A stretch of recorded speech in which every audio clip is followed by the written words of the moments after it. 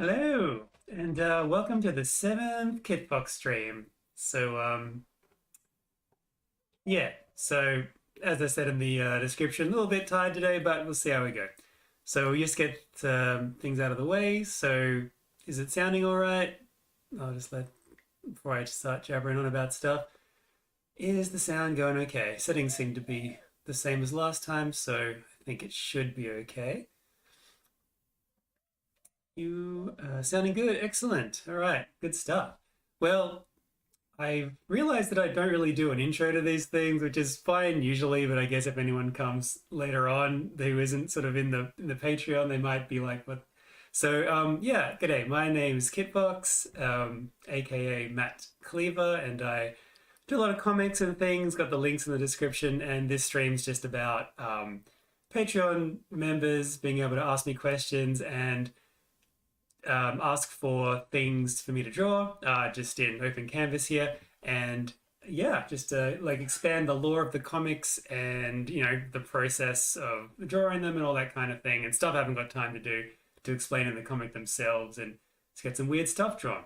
So yeah, let's get into it. So again, Mordak's given me a big old bunch of questions and suggestions, so I can you know, just go back to that well every time if I need to. But yeah, if anyone's got anything they'd like me to draw, that would be awesome. And anything they would like to ask, I'll try my best to do my usual multitasking ability and try to do both of those at once, answer questions and draw stupid stuff. So in case you're wondering what this is, just a little thing that I had just as the warm up to kind of get started. But I've started recently looking into the Power Rangers RP by Renegade Games, and we had our first kind of session zero of it last on Saturday, so a couple of days ago down here, and yeah, it's pretty good. Just getting our characters sorted out. So it's kind of yeah, I mean it follows kind of like the Mighty Morphin timeline, but you can have your own Ranger and your own Zords and all that kind of stuff. So had a lot of fun, kind of getting to know everyone's characters, and I just made some designs for their Zords. They're all based on kind of mythical creatures. So I might put those sketches or the finished pictures of that up on the Patreon as well when I get those sorted out. Oh my god, chat's going crazy. Okay, so yeah, I'll take the advice from last time to actually read all the way through, just in case questions don't get answered halfway through the chat that I haven't noticed and I'm going on about something that doesn't need to be going on about. Hearing things are good enough. Good. I only hear the left ear though. Oh yeah, I'm only talking into your left ear. Questions that we never got to, plus some new ones. Yep. Here's a question. Which of your titles, Stolen, Restored Generations, Industrial Revelations, would you think would most likely be a hit if you ever publish, adapt into TV or theatre? Probably none of them, but I'll get into that a little more specifically. Oh, this jacket's probably really noisy, so I'll take that off.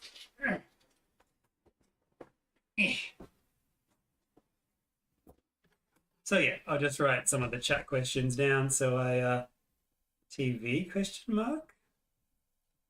And again, my incredibly vague notes to myself. I'll probably forget what that means, but we'll see. Yeah, but I'll come back to that in a bit. Mega, you're not the only one. I've only got left channel audio also. That's weird. Well, I guess if it's okay, just put it on mono, pretend it's 1960 and what a stream would sound like. Then I mistook it for Wizard of Oz at first. Yeah, that's as I was drawing it. I was like, oh yeah, it is basically just Wizard of Oz, the old Zordon head. Yeah, that's fine. A Wizard of Oz roleplay, that'd be kind of interesting. The Tali says you can request your own characters as long as you include them in an existing Kitfox story or make it some kind of pop culture reference. Yeah, so it's not, this isn't really just a place to just have commissions done. So as long as it's kind of relevant to my stuff or like a generic, not generic, a general like audience might actually know what it is, that's all good. All right, so I guess I'll just start. So new page here. Sorry, I got a weird tired energy today, so if my sentences aren't complete. Yeah. So if I go to a new bit here, turn this one off, and so Rusty Ralston just back on Patreon asked for a hook turn in a spacesuit, so I guess I'll just do that. We've done a lot of spacesuits lately. Um, the It's really kind of taken off. The started off with kind of one like just on DA. If you sort of follow me on there, you'll see the kind of the many pupil couple spacesuit pictures that I've done there. So they're pretty good. I pretty much got that suit design memorized at this point. So yeah, let's see now. Hook turn. So yeah, which series that I've done would be, I don't know, the most, I'll put successful in air quotes because as I said, I don't think any of them actually would be. But which one do I think might be the best? I haven't really thought about that actually. But yeah, I'll get into it. So turn, yeah, he's got this kind of stuff. Yeah. So I guess just like generally it's all very kind of nichey and specific. And like the main reason I do comics is because, it's something that is incredibly specific to kind of what I want to do. And if you guys enjoy it as well, that's great. But it's sort of I do them because, it hasn't really been done like exactly like that. And I kind of want to combine a couple of, I guess, mainstreamedly not super popular ideas together and make something that I don't think would ever actually be made. So yeah, the kind of, I guess, sort of anthros like space stuff, unless it's an already a well-known franchise, tends to not be super popular, I guess, unless it's also incredibly generic. So, and because the most of my settings are like a sci-fi or something like that, like already off the bat, those tend to not do like super great compared to, fantasy setting stuff. And they also tend to be like pretty expensive to make. So that's like, I guess, the other main reason why I don't think anything would really ever happen.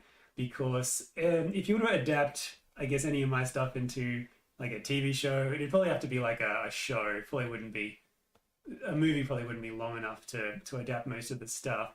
But if you were to kind of put it into a TV show, it would be so insanely expensive. Pretty much like no matter how you did it, unless it was done as one of those the types of animes I hate, which is the ones with like everything CG. Like I don't mind a CG mech sometimes. Like Zoids is awesome, especially like New Century, Chaotic Century back in the day. They look great as like a basic kind of CG, which I guess it's probably the most similar in terms of like designs that my designs would be like. But like to either make a show like that or like a live action, I don't even know how you would do it live action. It would have to be some sort of like animation, I guess. And it would just, yeah, if they were to do it right, it would just be so expensive. And it's so non-mainstream that I don't think anyone would ever be able to justify doing that. But I'd love to see like, maybe little bits of it kind of animated and stuff. Well, I actually quite like animating myself, which is I think kind of why I started doing comics because I like the sequential stuff. And like I could do like a 6 panel kind of like keyframes of what an animation would be. I used to do a lot of animations back in the day, and I really enjoyed them. They just take so long, so I just haven't really got time to do them. Haven't really got time to do anything. So I was doing like the general spacesuit that Massa would use. So he's out here. Yeah, he never actually got into space. He was kind of, did his little spoilers, I guess, for something that I did nearly 10 years ago. But yeah, Hook Turn was in Massa, the Mad Air Space Aces Lima Space Force, but he never got there for reasons. And yeah, so it'd be good to kind of see him out there. Yeah, they're just simple design. Yeah, the Massa spacesuits because they were very early in their space faring phase. Like they hadn't even gone to the moon yet. They were kind of like I guess an equivalent of about like 1965 sort of like human era in terms of how far they'd progressed with their spacefaring technology. They kind of put some satellites out there and things like that, but they hadn't gone to the moon or anything. But yeah, if I was to have a series done, the one that I think would be the best adapted maybe to like a TV show or a theater or something. I'm thinking while I'm saying it because I haven't actually thought about it that much. But probably, I mean, I guess the Nuzlocke would be pretty obvious. They're pretty widespread, and I think they'd make a pretty okay like little series, just because they're kind of, I guess, more of a light-hearted thing that could be like broken up into little, well, light-hearted when it's not soul-crushingly uh, depressing. But yeah, that could work as something, I guess, adventure timey or whatever, where it's little short bits, and the animation wouldn't have to be like crazy. There's no giant robots or anything. So I guess the easy answer would be like any of the Nuzlocke stuff would be pretty good to adapt. But apart from that, probably in our shadow, just because like the character designs are a lot simpler than my other sort of anthro stuff, and the even though there's a lot more mech stuff, like it's not that much of a like a lot of the time that's not the focus of the story, or it isn't really in any of the comics, but like there's large stretches of it that don't need to rely on having giant robots everywhere, and a lot of the spacesuits, oh, not spacesuits, like the power suits and things, they're pretty simple. So if there was like a pretty, what is this, leg, let's just get rid of all of this. If there was like a fairly decent, simple animation style that could kind of cope with the designs and things. And that, as far as like, I guess, an audience, that one you could say could possibly be a little more wide-reaching, just because it's sort of more grounded in reality. It's the real world, even though it's in the future, and the concept isn't just, oh, it's a fairy world. It's more like, oh, it's our world, but things have evolved or whatever, which is kind of my idea when I first did that. I just wanted to have something that was a little more accessible. So yeah, that In Our Shadow probably would be the one that I would want to see kind of done if it was going to be done as a big thing. But that's like incredibly long, that story. So, and it's still going now. Not that the sequel is super essential. It sort of is, as you'll see. It kind of does change everything at some point. That's quite far down the track for now. But yeah, I think In Our Shadow is the one I'd like to see the most. But in terms of like what I think might actually like have the most chance of being adapted, probably the Nuzlocke stuff. Or the little teacher comics that I was doing, because those are like pretty short and they could be like a little short series or whatever. And again, no giant robots in that one, so it wouldn't be too difficult to animate. However, it was going to be animated, even if it was like something like a Gretzko or something like that, like incredibly simple. What do Lima spaceships look like? Something like this. A big kind of like hexagonal thrusters. Yeah, I think that's a hook turn in a spacesuit. Yeah, zoom out a little bit. See what we're dealing with. Cool. Actually, I won't zoom out too much. You realize that proportions are a little weird, but that's fine. Okay, new one up here. And let's head back into the chat. I got a good request if you like. Okay. Chow character trying to flirt with Sobek. Well, Sobek's getting a lot of love in these ones. While upside down, Sobek is both confused and impressed. Okay, yeah, I could probably do that. With my analog caveman pen. Here it is. Chill, Sobek.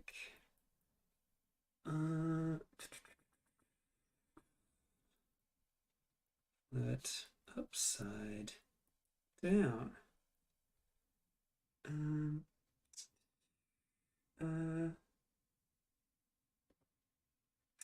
Okay, Johan dressing up, fancy scarf, stuff like that. Yeah, okay, I'll see how that goes. So I might have to come back with the specifics of that one at some point. I've seen the new Netflix Power Ranger movie. Oh, I saw the 2016 one and I thought it was terrible, but I didn't know there was a new Netflix Power Rangers movie.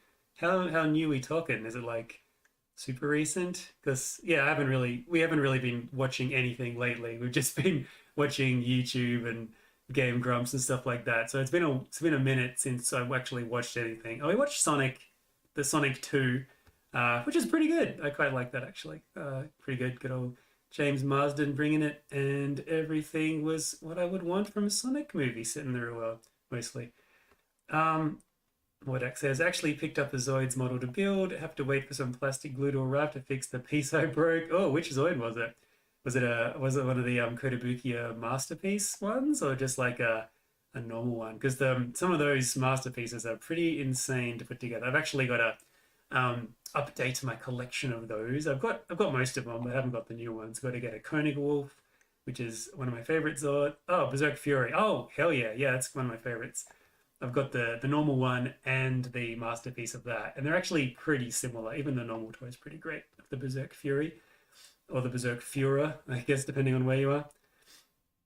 Um, okay, would there be an end credit scene to iOS 2 featuring Cyrus Johan and or Steel?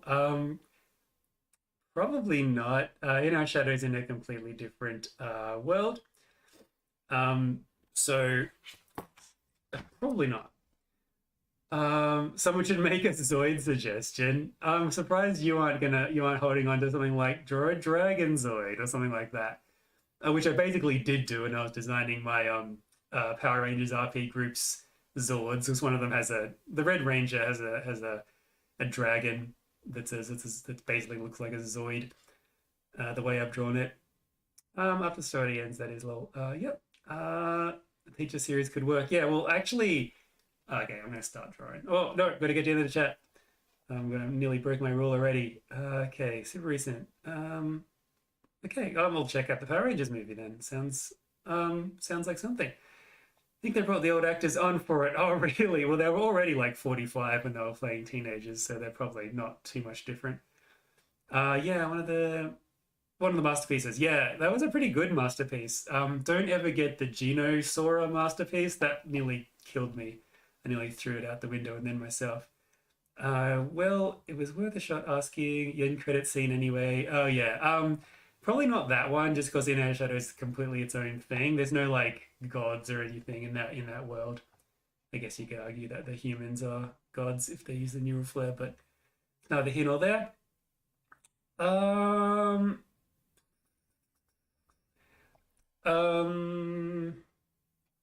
Sorry, my brain's kind of a bit funny. Uh, oh yes, so the Chow picture. And was there another question? I can't remember. I think the teacher series, I sort of redid it. I never kind of put anything up about it because I was thinking of making it into like an actual sort of thing, like a more professional kind of looking thing. I'd sort of made up a new style for it and everything. Sorry, I've just got to get onto my DA for a second so I can see what Chow looks like again.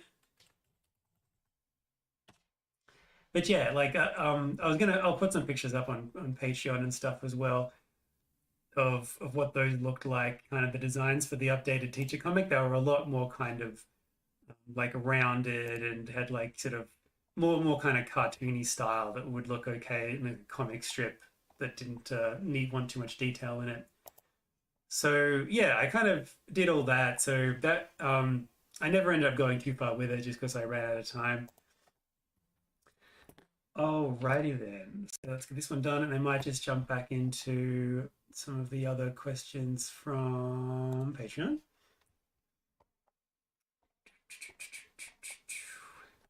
Was Universe 26 in the last book just an AU of lab rat attitudes if they won, or just a place they were hiding? Yeah, so pardon me, that's right. This is one question from last time, but I couldn't remember what what I'd done with that, but I sort of remembered since then.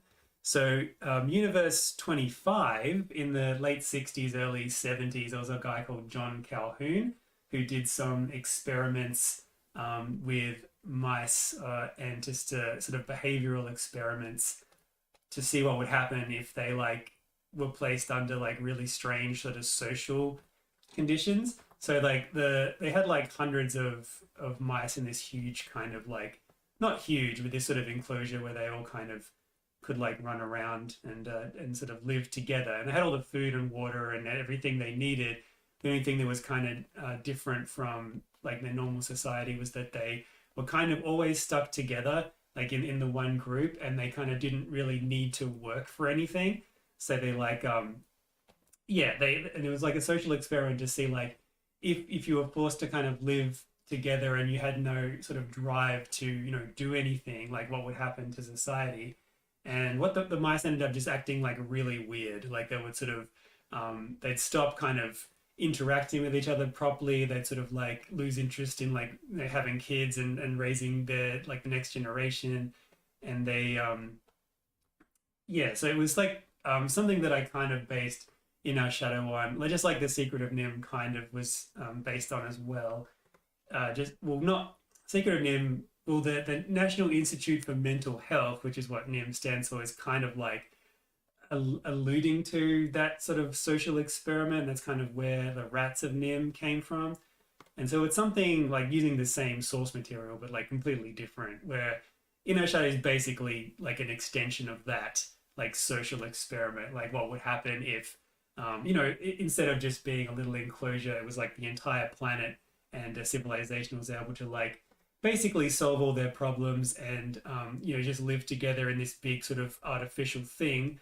What would happen? And, same thing that kind of happened in the mouse experiment. Everyone kind of just lost interest in doing stuff because nothing really mattered, and they kind of just like society broke down like after a while. So yeah, that was kind of that, and that's sort of why it was mice and rats and things. So that was Universe 25. Universe 26 was in some of the last pages of the comic in our shadow. And the lab rats, who for anyone who doesn't know, they kind of were human experiments thousands and thousands of years ago, trying to like unlock like new kind of senses that the brain was capable of working on. So like mind reading, things like that. And in the end of the book, so the lab rats are like always a fairly dangerous group because they sort of their minds have all been kind of messed with, and they're sort of pretty like unhinged and dangerous, and they can read minds and they can do all sorts of stuff. And they were like another kind of human experiment. And in the book, they when kind of the kangaroos overthrow the rat kind of dictatorship, they sort of left because traditionally they like are assassins and advisors to Emperor Shoal, who was running the sort of the rat kingdom or the rat empire. And yeah, so they kind of went off on their own once their this advisory kind of role was taken away when Shaw was killed. And so they sort of it should have showed them like 6 months later what they were up to, and they were kind of just chilling in a place called Universe 26, which yeah is was kind of like a lab rat sort of enclave kind of there, where they sort of all got together to make their kind of plans. They sort of became like this little like Illuminati kind of thing, thinking that they could sort of rule the world. But because they're also incredibly like egotistical and like also kind of scared and worried about their image and stuff, they never actually did anything. So they were kind of in this little society. So it's kind of like a little what do you call it? A little not a convent. A place where there's like a commune, yeah, I guess, where like they're all kind of together doing their stuff. But it was just called Universe 26. I guess that was just some like cultural memory that they had. So they just called it that in reference. So it wasn't really anything. That was just what their little commune was called. And there'll be more about that later on, because in the sequel, I'm just gonna rotate this right around so I can draw not upside down. Boop. So yeah.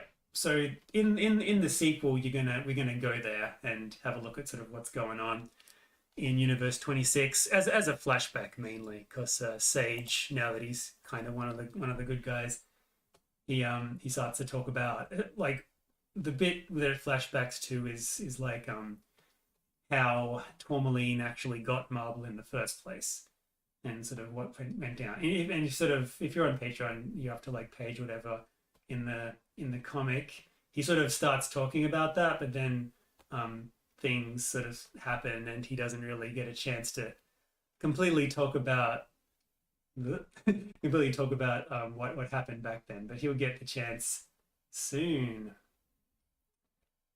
Yeah. So kind of crazy hair going on here. Yeah. So yeah, that's basically what Universe 26 is about. Let's grab another question. With the shroud being rebuilt, how long, how likely is it for squirrel refugees to escape, if at all possible? If squirrel refugees were to escape, where would they most likely go to find a safe haven? Um, well, I guess it depends. Like, at least in they probably don't need to. I mean, a lot of the squirrel territory has been destroyed, but like, there's still a fair bit of it left. So they could probably just kind of like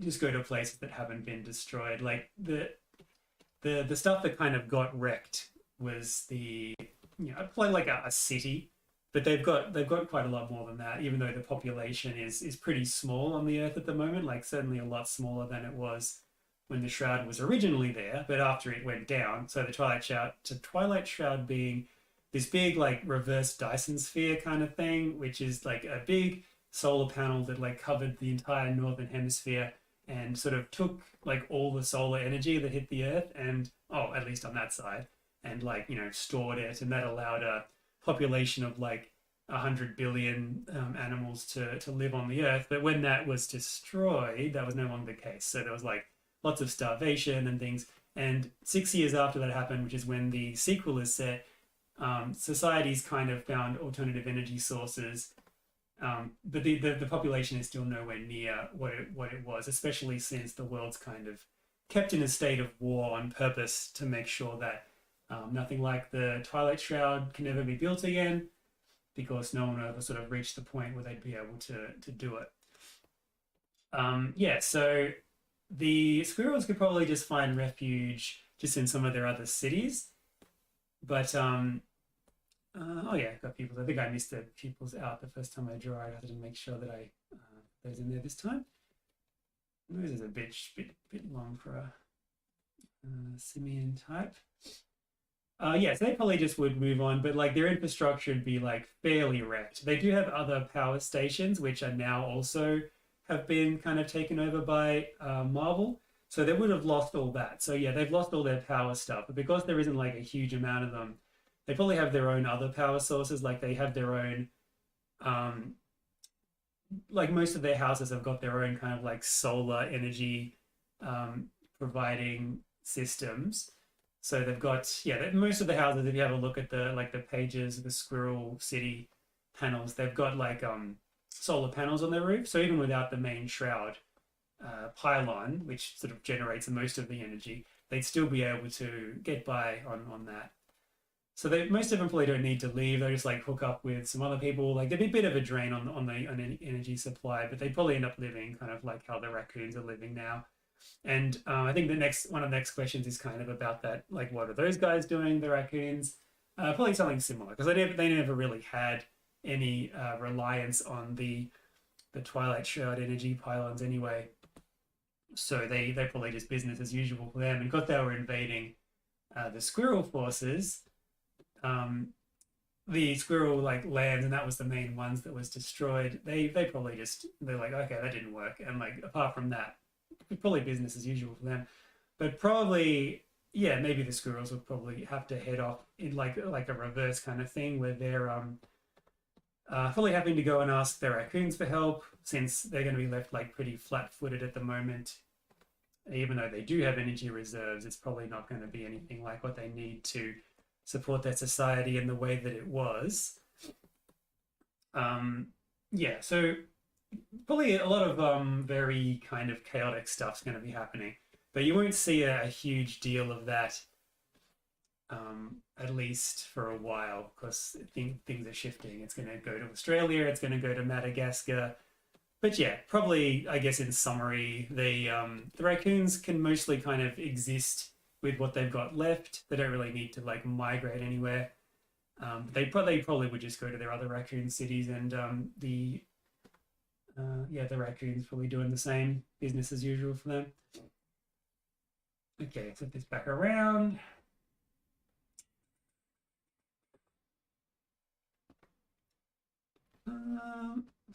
Shift this up. I think I better make this whole thing a little smaller if I can, since the line thickness got a little bit changed here. Image.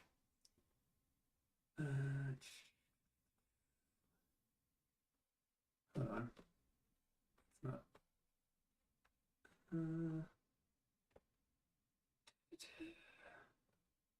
I always forget how this goes in here. I'm trying to look for resize. How been using Photoshop too much. I've forgotten how this goes. I don't want to change the whole thing. I'll leave it. Let's leave it for now. I'll have to come back and fix that in a minute. So let's get some actual fully clothes on here. Whoops. Oh man, losing the plot. Okay. Yeah, and kind of just hanging upside down as monkeys are wont to do. Probably get some tail down here. But yeah, I'll probably come back, fix this one for the final. But I don't want to spend 5 years trying to figure out to find something that when I do find it, it'll be like, oh my god, how did I not see that? All right, so there we go. For now, their eyes aren't quite reaching, but yeah, kind of worried. Okay. So that is that. So I might just go back to chat real quick. I can go into here.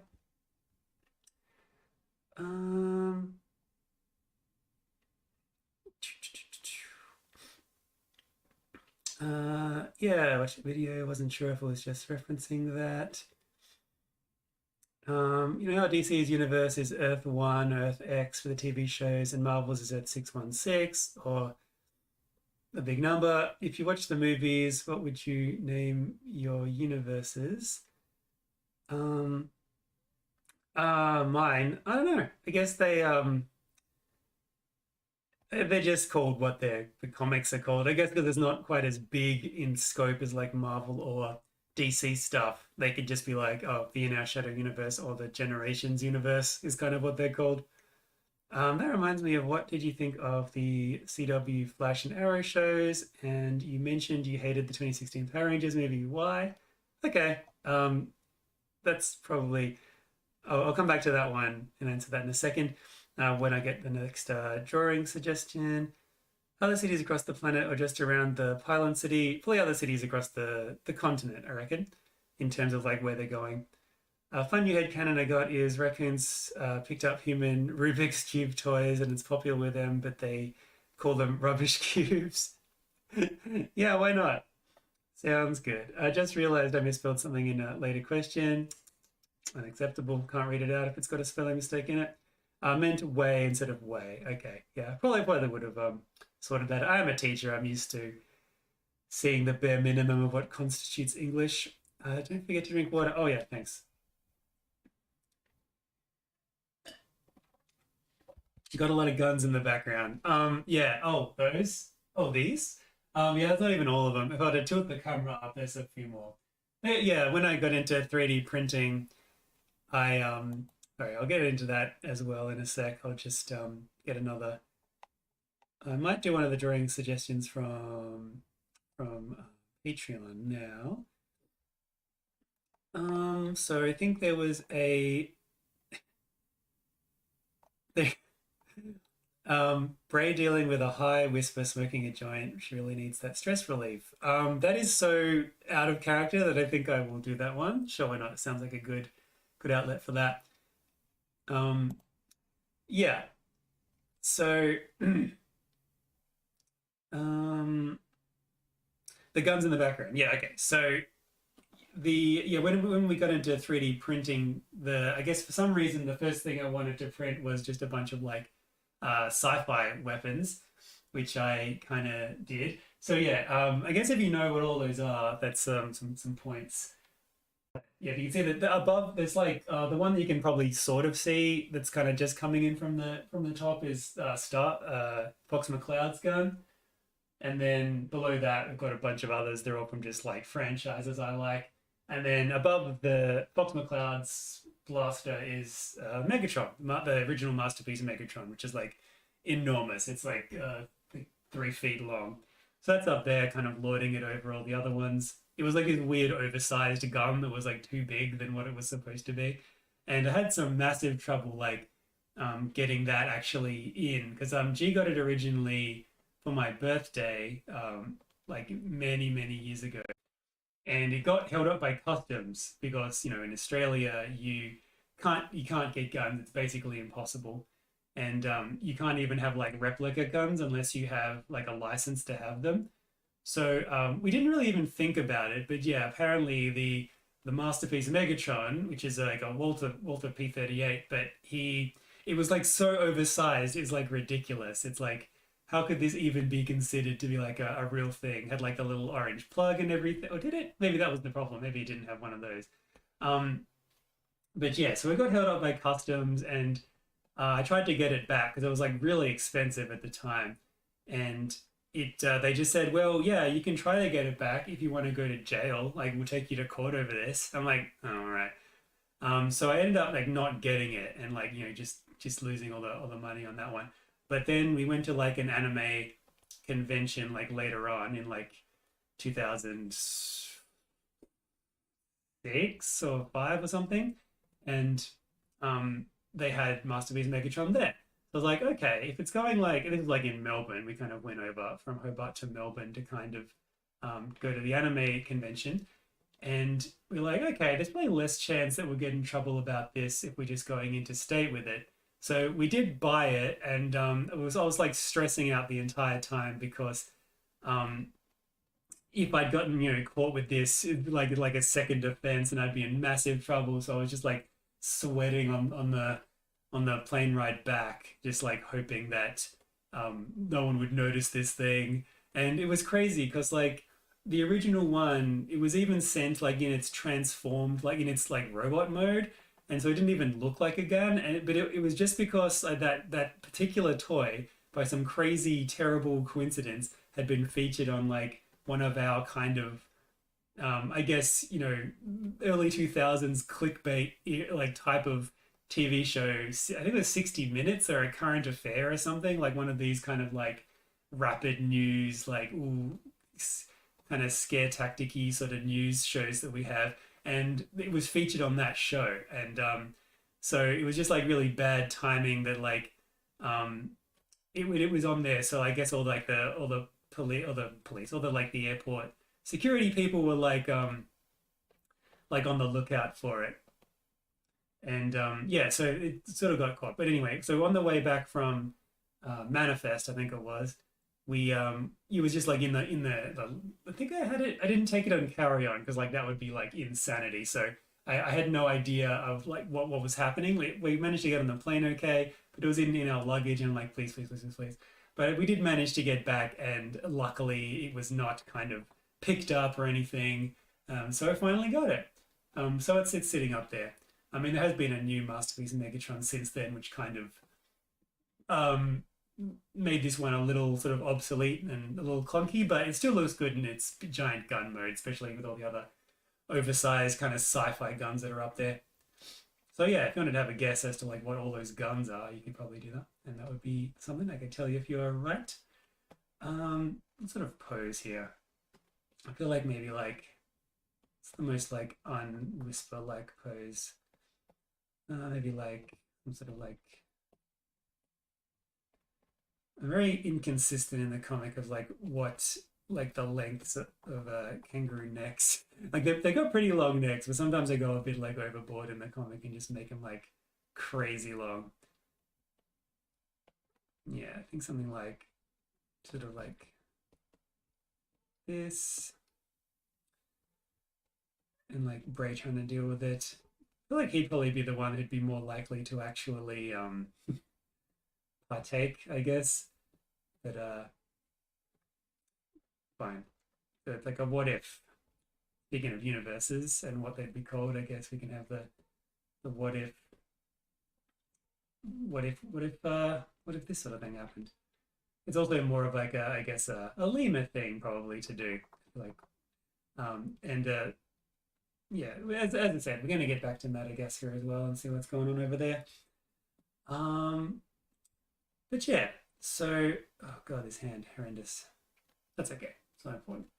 But yeah, why didn't I like the Power Rangers 2016 movie? Well, it's kind of like um, I guess warning signs right off the bat because I'd already been burned by the Michael Bay Transformers films, which I've already gone on at length about how little I like those, and it was like from the first scenes, like there was the like a very early comment referencing like a bull and doing something kind of mm, I don't know, American Pie-ish to that. And it's just like, okay, here we go. I can see where this is headed. So just like just really kind of just lowbrow, stupid humor, and then when it kind of got into it, I mean, I like not that I was a huge Power Rangers fan really as a kid. I was kind of like slightly too old to kind of like really get into it. I was like 9 when it came out. But I did like how kind of like snappy and like to the point and like goofy and cool and like attitude and 90s, and it was just like really kind of like snappy. It's like, okay, here's even the first episode. Like I rewatched the first episode fairly recently to kind of get my head back into the game for the RP, which I am DMing, so I kind of gotta know what's going on. And it's just like it's crazy. Like in the first episode, like there's like no build up at all. It's like, oh, here's some teens. They're in Angel Grove High School. Well, there's a bully, and then suddenly they get just like called up to the command center, and sort of it's like, oh, you're Power Rangers now. In about 15 minutes, you'll have giant robots as well. So it's like they're like, oh, rad, cool. And like, but then so I sort of expected that, and then when the 2016 movie was more just like a 2 hour long origin story, and 90% of it was just like angsty teens of various angst types kind of just doing stuff and like not being very radical at all. And also the main fight scene was like a holodeck, like not even a real fight. And then they finally get the Zords at the end, and then it's like for 5 seconds, and the designs of the Zords are very kind of like Bayformersy and like indistinct and like not like they didn't pop like the original show Zords did. Like they were sort of, oh yeah, this is the Tiger Zord kind of. I mean, you can sort of see that, and you can sort of see that it's yellow, but it's mainly just like dull gray. And the Power Ranger suits themselves were all kind of just the Blue Ranger, like a barely, like it was like black with blue accents, and like they really did not lean into the source material enough. They're kind of, I guess, too afraid to make it too goofy. So they ignored a lot of what made Power Rangers, I don't want to say good, but like made it what it was. And they just like toned it down and just took a really safe route and just went the Michael Bay Transformers route because that was kind of so popular and sort of well received. And I don't know, it just wasn't what I was looking for. And Rita Repulsa was pretty good in it. Um, and but Goldar was just like a big like gold like Sandman kind of thing, and he wasn't just like a big like weird gold like Saint Seiya Wolfman with giant wings, which is kind of what I was expecting. So I don't know, just stylistically, tonally, thematically, pacingly, it just always not Power Rangers to me. I haven't, then again, I've only watched it once, and I guess I didn't have high hopes, but I had like more than zero hopes. So maybe if I watched it again, it would be like not as bad as I remember, but we'll see. So great. Maybe, yeah, this is like the past. So maybe this actually happened like when Bray was still. No, she wasn't really queen then. She was just like a general. So I guess this happened like somewhere between the two um stories. This probably happened like probably in because in the original in Our Shadow there's like a 6 month gap between like the end and like I guess the epilogue when the humans get there. So I guess this happened like during that time because Bray's like very like whisper can do no wrong kind of thing. So he'd be just like okay, whatever you think is necessary. I guess would he even be able to? I guess being flared. I mean, his body wasn't reconstructed like Shaw's was, so I don't know. He probably would still affect him if he were to. You take. Oh yeah, it's by this point he had a massive fringe, which I sort of keep forgetting about. When you get flared, you get bigger hair. Happened to Marble, happened to him, didn't happen to Shaw. He already had very little hair. I guess there wasn't very much to make more of. Probably wasn't this big, but God, it's quite angular. That's okay. Never, you can never. It's like you can never be overdressed. You can never have too big of a fringe. It's fine. So it gets, yeah, and he's got his like little human suit. He's like, oh, man's a thick neck. That's a very, speaking of JoJo stuff, which is another kind of potential thing I might draw. Although, shockingly, I haven't actually watched much JoJo's Bizarre Adventure. I keep meaning to. It's one of those things, but like, no one else like around me kind of really wants to watch it. And like these days, I only really watch stuff if other people are doing it as well. Otherwise, I'll just like do work. So if I can ever find a time where I won't be guilty for not working or not doing a comic page or something, I might actually be able to watch a little bit more of JoJo. I think I watched the first season and like a little bit of the second one. That's about it. And like I really like it. It's like it's quite my thing, and I love all the references to old bands that I like and all that kind of thing. So, oh yeah, I'll give that a go. So, I had to look up what the Pillar Men were, and now I see. And so yeah, I might give that one a go. Keep going to the brush. Yeah, I think this is pretty crazy out of character. So let's. Ooh, I mean, white smoke would have been okay if the background was black, but all right. So yeah, I guess he's just like trying to give his advice, but you know that she's not really one to take advice. So even in this stage, she's probably like, yeah, shut up. I'm the queen. So yeah, let's head back. Um, um, I'm imagining him making that sound of the fat guy from the Zelda CDI games making the shop owner. Oh, or the king. I was like, Um, yeah, that was stupid. The bull scene, that is lol. Yes, and it's like this is back to Power Rangers again. The bull scene. It was like the first thing that happens. I'm like, oh god, here we go. Wouldn't her ear? Oh, yes, her ear be damaged. Yes, it would. Forgot about that. Let's fix that up.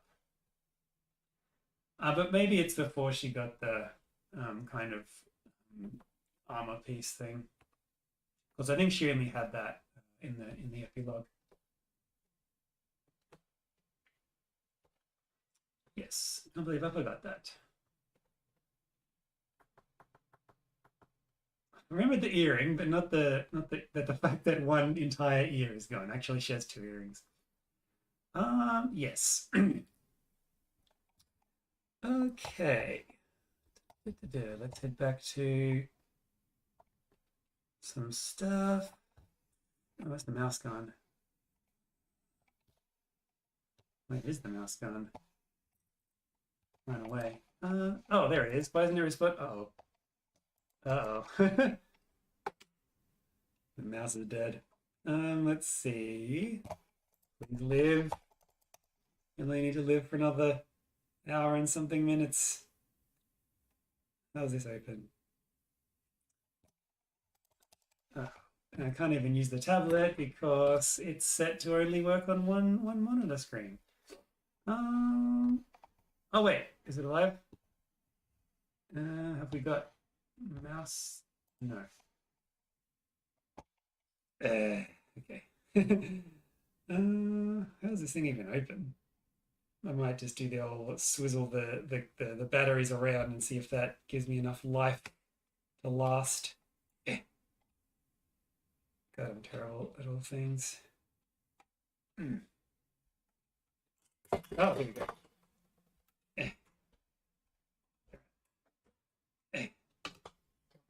I got it, I think. Yes, please. I tried my one thing and now I have no further ideas. Ooh. It's been playing. Yeah. Apparently it's been playing up. It's not my fault.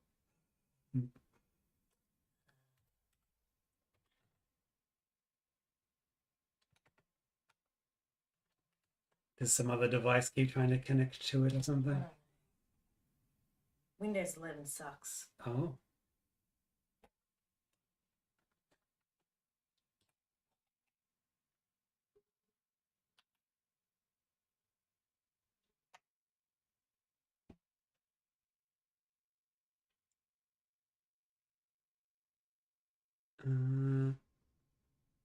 Did it?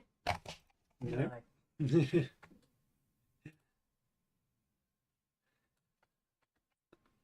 think this is what I wanted.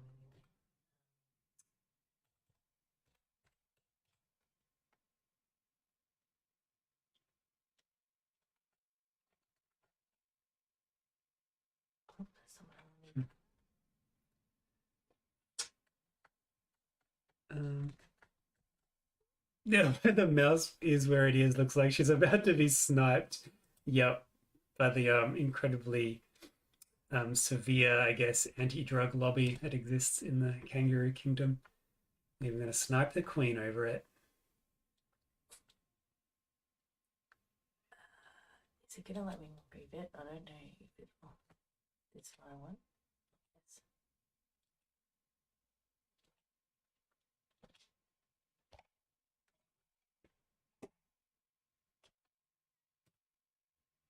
That's why I only trust mice with I cords. don't think it's the mouse. I think it's. There you go. Oh, thank you! Yay! Thank you. Cool. Record time fixing of technical difficulty. Thanks, Angel. All right, so completely lost my train of thought here. Yeah, so I guess we'll just do another little. I think I'll do the JoJo one actually, since it's been a while since I've drawn some big thick lads. So 3 characters of your choice in JoJo Pillar Men pose. So I guess if I was to do it as lazily as possible, it would be like the 3 builders from Industrial Revelations, who are basically just like circus strongmen in like onesies, in like leotards. So they basically already look like that. So, but I won't do that. Do something else. And let's go back to some other questions. How much does a power suit typically weigh? Oh, that's the unforgivable typo. How much does a power suit typically weigh, and with or without anti-gravity pack? And are the seasons and weather still normal in the world? Winter gets snow, etc. Yeah. So okay. Pillar Man.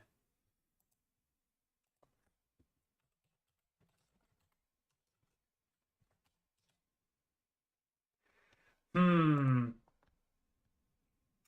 Okay, I'll let maybe someone suggest like 3 characters to do. Just oh my Lord. Yeah, someone give me three characters and I'll see about this.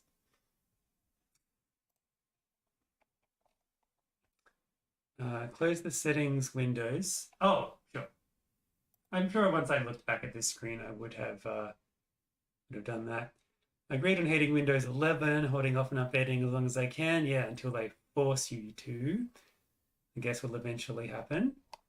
But yeah, someone give me 3 characters and I'll do those. But in the meantime, I'll go back up to Omega's one, and yeah, I didn't write that down because it was kind of longish. Um, Dressing up as Anubis hair tuxedo, adding a fancy scarf, just in a turtleneck, a bit annoyed. It says you look like a hairless dog man, desperate to compensate. Johan is still hairless from the bet he lost. He's wearing a wig. Okay, cool. So yeah, I can do that. So how much does a power suit weigh?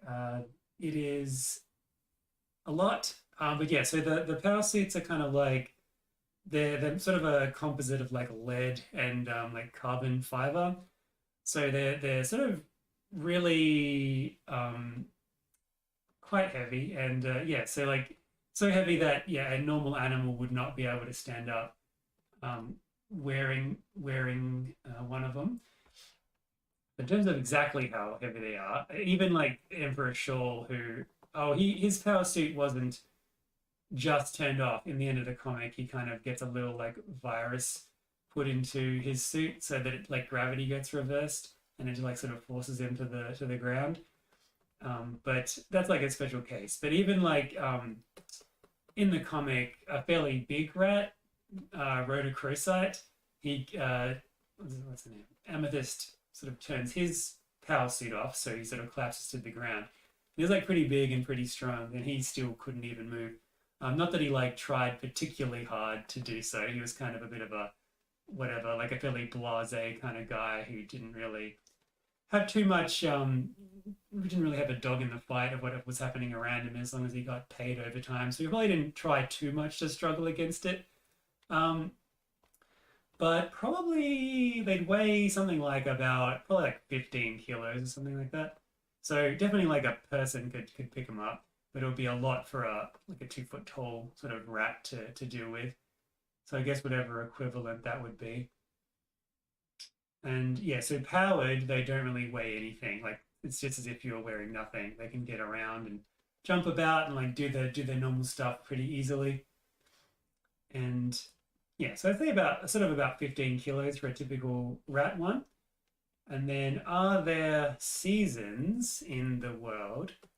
There sort of is, but because of the twilight shroud kind of like blocking out a lot of the temperature, that sort of minimizes what's going on. So yeah, the world was pretty like messed up before the Twilight Shroud was built. Like it was basically destroyed, which is one of the reasons why the adverse humans had to leave. Because they kind of ruined it. It was ruining itself because it was only good for them originally because the flared humans who became sort of super smart and everything were able to basically fix the Earth that was already kind of ruined and create these big machines that would fix the atmosphere, get rid of the pollution. But after they were in their what's it called? Yeah, the little universe they made, the little matrix world, it sort of started to go to ruin after that, and everything broke down. And the adverse tried to get them out to make them fix the stuff that was broken, but they couldn't because they didn't have the technology to deal with it. So, but in the process, they kind of destroyed the world even more. So they kind of left the Earth and was floating around in space until Earth fixed itself, going really fast, so that not much time had passed for them. And they, yeah, so the seasons were already pretty ruined. Like there was a lot of like a lot of climate change stuff, a lot of kind of greenhouse gases in the air that kind of sort of blocked out the sun, but like kept in the heat that was already there. And the seasons were sort of still there, but not as hugely important as they are at the moment, where the sun's rays have a lot more of a immediate impact when they sort of hit the earth.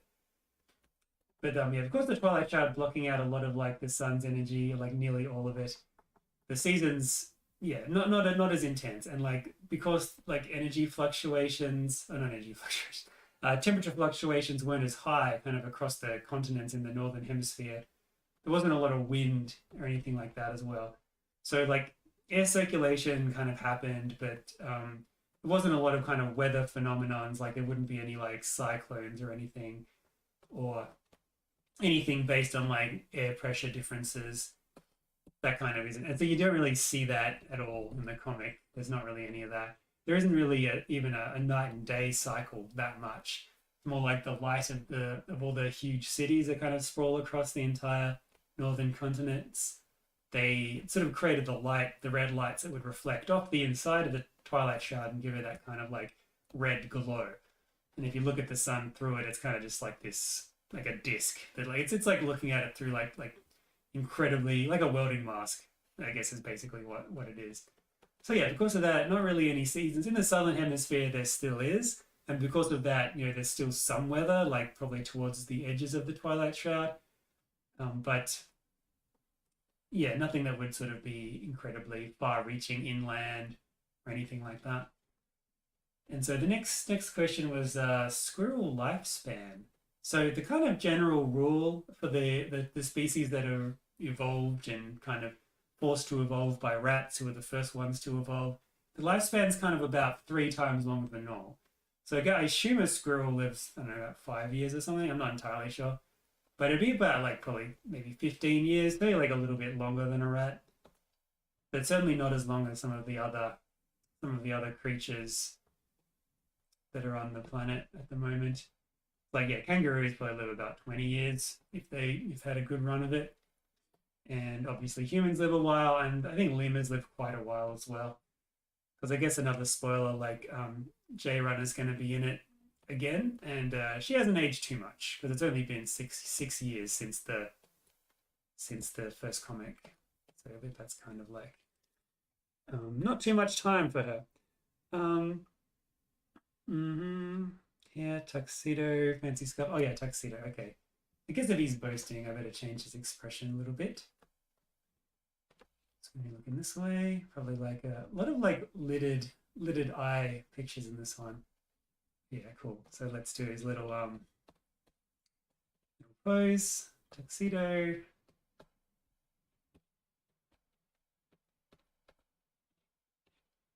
Yeah, so good squirrel lifespan probably about 15 years, maybe 14, depends. But I guess because life is hard now in the world, it's probably a bit less.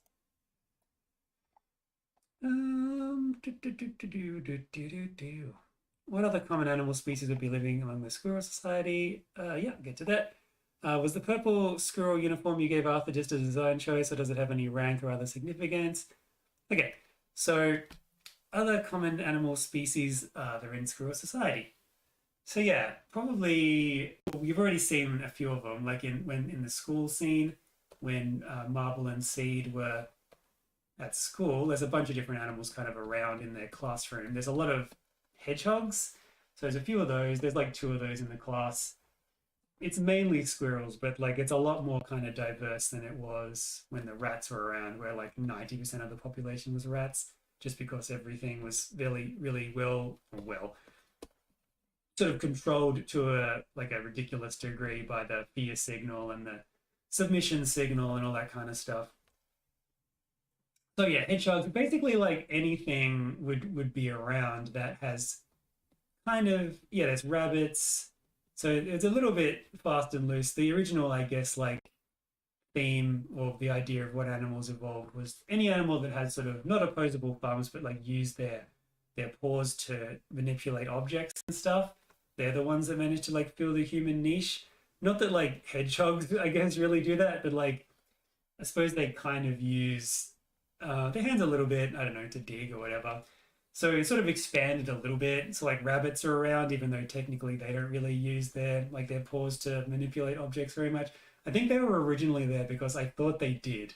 Like I was so brainwashed by popular media and how they display, I guess, rabbits and stuff that I just in my mind I was like, oh yeah, they pick up like stuff with their hands and like nibble on them like a carrot or something. I looked into it later. I was like, oh no, they don't. So, but that's fine. The reasoning is that like because they breed so fast, they kind of just evolved anyway, even without that, and the rats probably helped out.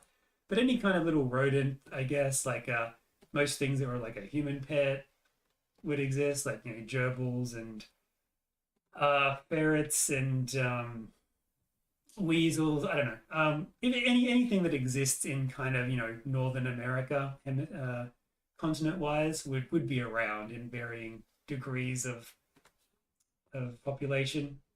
So yeah, basically anything. I didn't super look into it, but yeah, a lot of rats, a lot of mice, a lot of things like that. Did I just make that shoulder the right height and then immediately? Uh, um, no, too far out. Okay, and then was the purple uniform you gave Arthur just a design choice, or does it have any rank or other significance? So I gave Arthur the purple uniform. Oh, this is Modak's character, by the way. Yeah, the white rat once flared human from the distant past.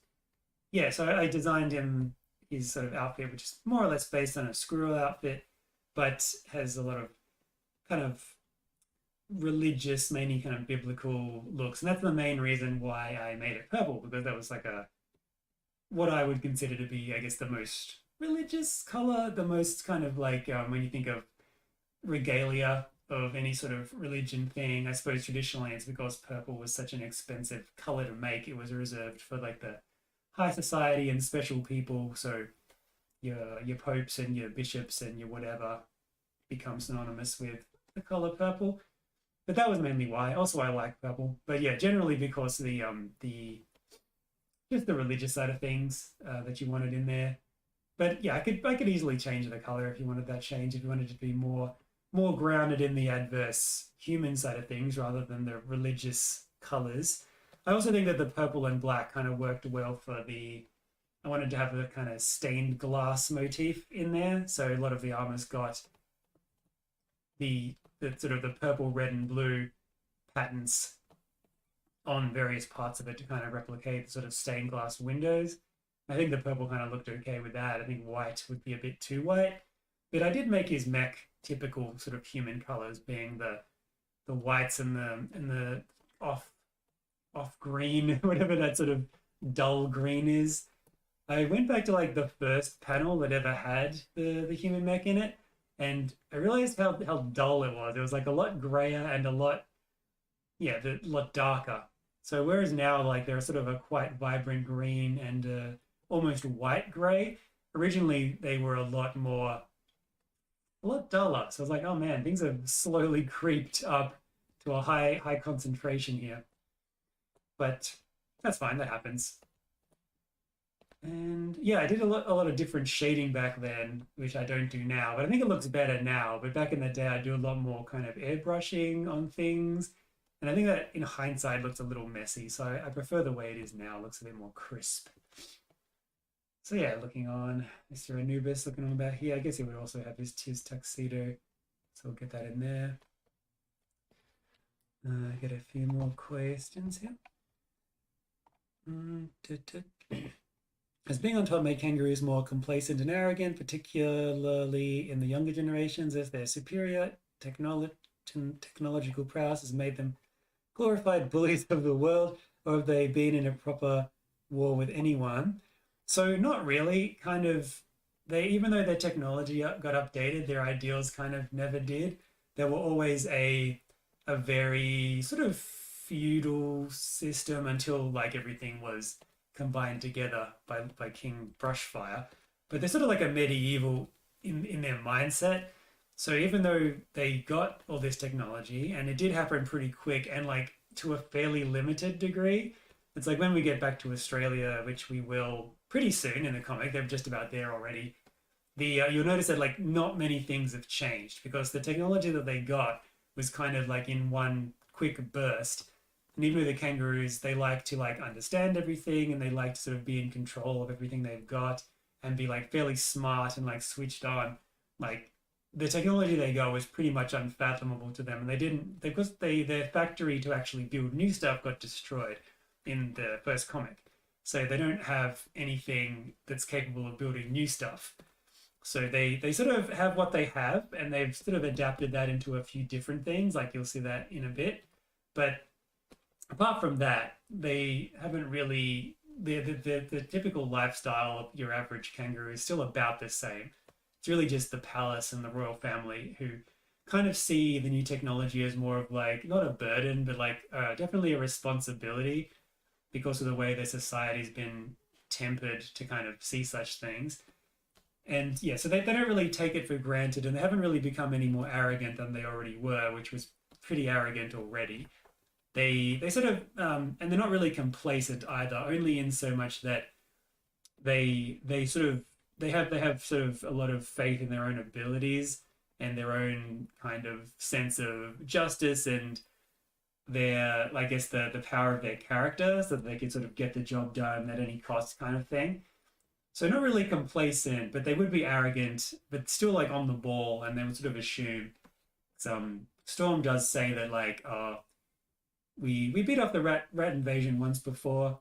We'll probably be able to do it again. But then he sort of questions himself a bit later on about like, oh, it's probably not going to be that easy this time because of how quickly his own machine was just dismantled by Marvel like incredibly easily.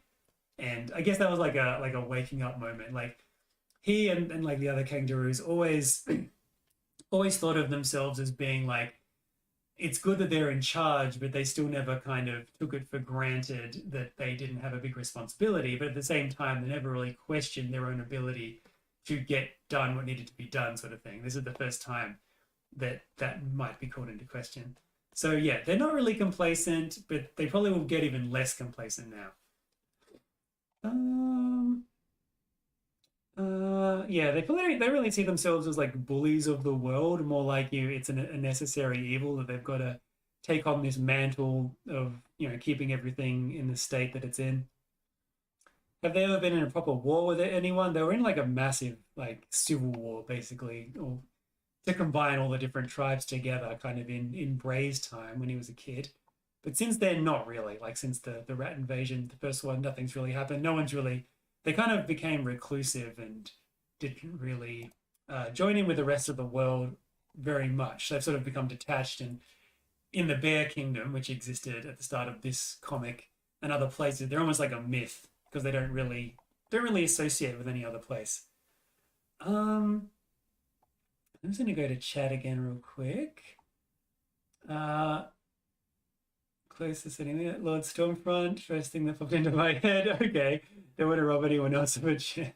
Okay, let's start with that. This is the Pillarmen poses. What's she smoking? Oh, joint. Are there hybrid species in the AOS setting? No. 5 to 10 years, according to Google, for a normal squirrel lifespan. Just Googled it too. Yep. Royal Purple. I was just curious. Can write it off as a personal design. He did. Oh, that's the Arthur's armor. Still need someone for the JoJo slots. Nominate Duncan. Okay. Uh, cool. Okay, so I've got Kit, Lord Brushfire, and Duncan. All right, that's pretty perfect. Okay, so yeah, I'll start doing those, and then I'll see about the next one. Oh my God. All right, let's do it.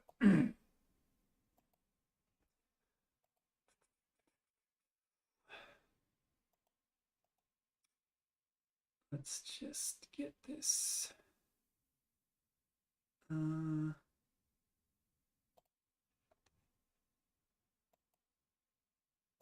Heck. All right. So I might do Duncan first, just because I haven't done him in ages. He was kind of one of the main, I guess, instigators in one of the first comic I put on DA, Stolen Generation, very problematic title at the moment. But yeah, Duncan as a kangaroo kind of had been brought up. So in that comic, yeah, it's sort of pretty insensitive at this point, but yeah, it's like an analogy for like the way Australia was invaded by the Europeans, and kind of a lot of the kids of the native Australian Indigenous people were taken away to live in British families, and it kind of destroyed them. And in Tasmania, we kind of sent all of our native people off to an island, and they all just died. So it was incredibly terrible. And so it's kind of like using this sort of ancient sort of racial idea of like wanting to get revenge for that. And at the same time, in this world, the marsupials, who are kind of like the allegory for the sort of native Australian peoples, they end up sort of finding this sort of buried ancient technology, which ends up being kind of more important about its origins in a later story. But they kind of find this, and they use this to secretly develop a big society kind of underground, because everyone else, all the other animals in the world, assume that all the marsupials were wiped out because they haven't been seen for like many years, but they've actually been in like a kind of like a hidden society, kind of underground, and disguising themselves while building up all their fairly advanced war machines. They're pretty small in number, but they're kind of building them up, and they want to start off a war that will kind of set the world against itself first, and then they'll kind of swoop in and like mop up, and then eventually take the world back to get revenge for what happened to them in the past. So Duncan was a kangaroo, was sort of brought up seeing all the other animals of the world as being like irredeemably evil, and he was kind of like the one in charge of the kind of the war effort of the marsupials to kind of get ready to take over the world. He's like the driving force, kind of the guy in charge, and sort of driving everyone else to kind of see his view. And even when it starts to become obvious that things aren't as simple as he thinks it is. Like, for one thing, you can't just blanket hate all the current other animals on the world for what happened hundreds of years ago. Also, there are marsupials living in other parts of the world. You can't just say that everyone else besides who's in Australia is not is evil just because of that. Also, there are non-marsupials living in Australia who are kind of part of the sort of the native kind of forces. And so a lot of kind of things end up happening that sort of draw into question everything that they're trying to do. But he's sort of still fairly steadfast about it. And in his opinion, he kind of ends up going a bit crazy because a lot of pretty terrible stuff happened to him when he was younger, which sort of just reinforced his ideas. But like everything that happened to him was actually part of a big plan. Again, like a social experiment, kind of like the John Calhoun stuff, to see what would happen if a species is like is sort of rage and revenge enough of a instigating factor to like define the development of a species to like a higher level. Like is that drive enough to like basically enhance evolution to the next level, which looked kind of like it was because of the way their technology sort of like enhanced so quickly. But there was more to it than that, and not that I would suggest anyone actually like maybe. I mean, yeah, I'd love. Of course, I love it if anyone reads my stuff. But like, there's a lot of stuff in there I definitely wouldn't do again, especially like in the later parts of it, which get very kind of just like a lot of things I was thinking about as a teen that I wanted to like put down as in this sort of allegorical form, just to help me kind of work through it. A lot of like social problems and things that I was like really like angry about. But yeah, so there's a lot of that, which is kind of like in hindsight very, very bad. But I still think of it as like one of my more better things, even though it's drawn terribly and the dialogue's cringy and enormous. You think I did a lot of speech bubbles in more recent comics. There is like so many more in Stolen Generation. It's ridiculous. But there's a lot more like kind of interesting panel stuff. Like yeah, the page layout, because it was in black and white, I had a bit more freedom to like work with how the pages were laid out, and because I could have panels combining into other panels, that it didn't really matter how the colors were matching up or anything. So like that was probably better. I had a lot of fun with that. But yeah, so that's who Duncan is. He's kind of like the guy who was in charge of the marsupial forces. He had a giant robot called the Southern Cross, which is just this huge mech, like leagues ahead of anything that anyone else in the world had, except for the other robots that the marsupials use. And he was just generally like angry with the world. He's sort of like light-heartedly quipping a lot of the time, but like as soon as anything got even the slight bit serious, he would be very very intense about it, and like he'd take on board a lot of things that weren't really his problems to deal with, and sort of would always think he was doing the right thing when he generally wasn't, and he was sort of just using his power and his own past and his own demons to kind of like project that and unleash his anger on whatever was around in the guise of sort of helping other people, but kind of not really. Okay, so he would generally wear one of those like kind of Steve Irwin like, rolled up sleeves sort of things with like the little bits that would hold the long sleeve stuff up. So I guess he would still have that. And yeah, the Australian marsupial uniform was kind of just slouch hat and sort of the outback explorer kind of suit. So there's that, and then yeah, he'd probably just have the slacks. Oh, very kangaroo heavy. I guess they're the ones who tend to be quite muscular. Yeah, kangaroos in like I did a little bit of muscular kangaroo stuff in the comic, but insane how thick those things can get. Like, luckily, we don't have many of them around where we live. There's not. We mainly have wallabies, which are like way better and way cuter.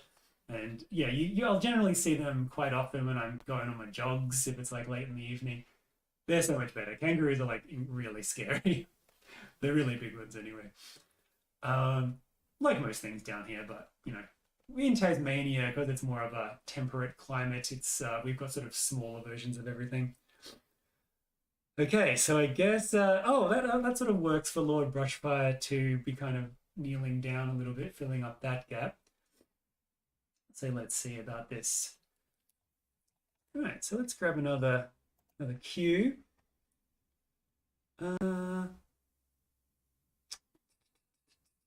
What kind of date format do animals use, if at all? Was it stated that they didn't use human formats with A, B, A, C, yeah, A, C, D, C? Yeah, that was a stupid joke that I put in one of the early pages of the comic.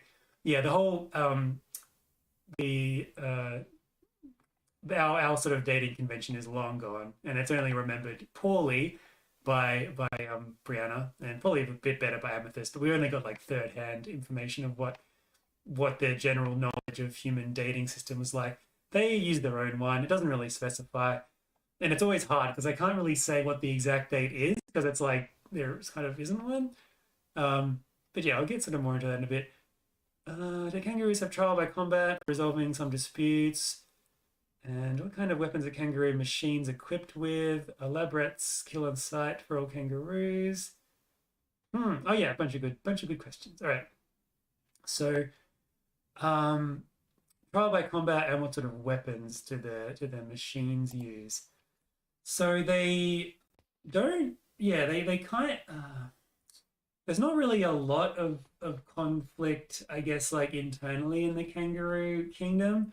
Like they've got a pretty strict hierarchy that most of the citizens are pretty happy to deal with. Like especially now that like Queen Brushfire is in power because she's like incredibly efficient and kind of good at ruling the kingdom in a way that like some people may not like fully be on board with or like might seem sort of like harsh or whatever, but she's got a pretty good grasp on it and pretty good level of respect. So there'd be no real need for any kind of trials to determine anything.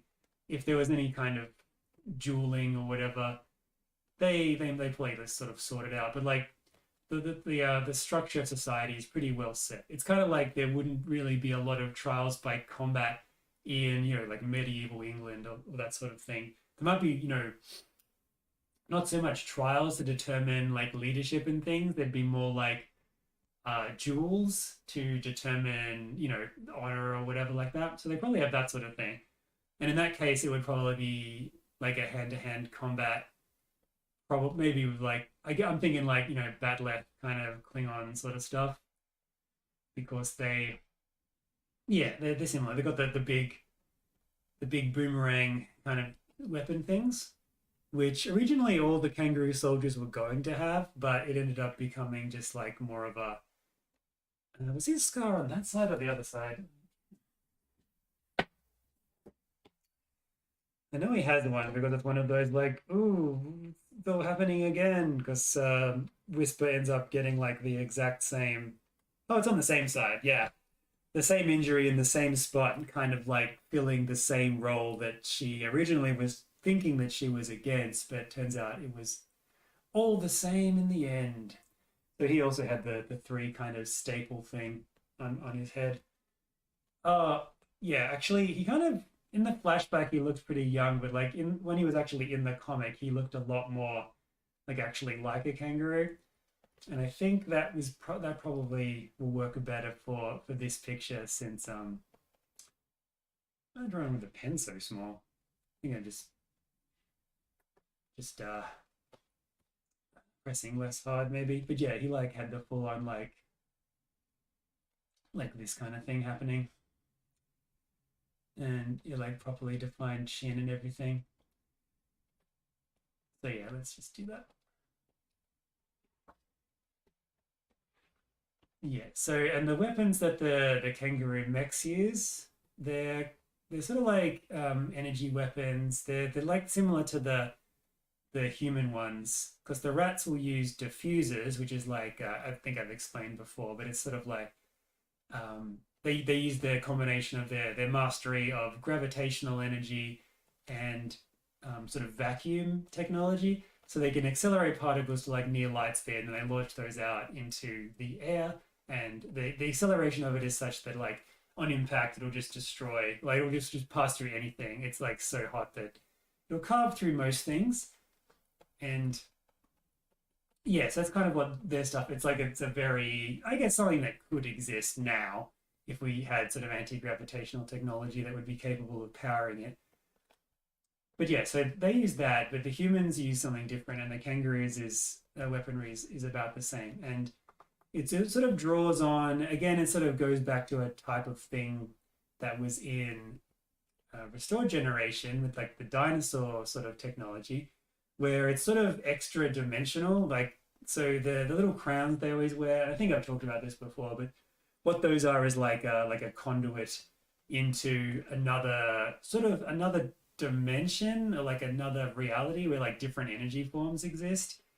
And the crowns kind of use the brain of the user as kind of the computer to create the conduit to like open the path. And so the power kind of comes through that to power this incredibly powerful stuff. It's the technology is called like Soul Age technology. I don't think they really mention it in the comic at all. That's sort of what it is. They might have, I think they mentioned it once somewhere, just in passing. But yeah, talking about the idea that you can use your like link to something beyond like the physical universe and draw power from that. So it's basically just like straight energy weapons, but it's a type of energy that's not from this kind of plane of existence. And that's sort of why it's like leagues more powerful than anything else. But that technology can also, that sort of power source can be converted from other things. Or at least the power from our universe can be used to draw more power from that extra dimensional energy source. So generally the kangaroo weaponry works where it'll sort of absorb energy either from, like through the crown or through incoming attacks into their shields, and then like convert that into this like extra dimensional energy source. So it's essentially like firing not like antimatter or something like that, where it just interacts with real matter and real energy like really different. It's like anti-energy. So yeah, just again, it can like just pass through most things really easily. Even like the rat diffuser blades, which can also pass through any like real substance very easily. The kangaroo and the human stuff can just even go through that. In the battle in like book 4 of in our shadow, like when they fight for the first time with the kangaroo with the rat machines, the kangaroo blades can just like go straight through them. Like there's like nothing stopping them. The only ones that kind of have a chance are the original rat striders that Scholl made when he was first flared.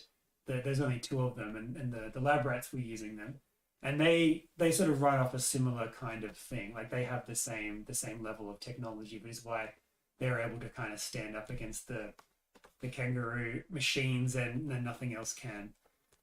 And those kind of are going to come back into it as well. They're not completely gone. Last time you see them in the comic, they kind of one of them gets mostly obliterated by J Runner, the one that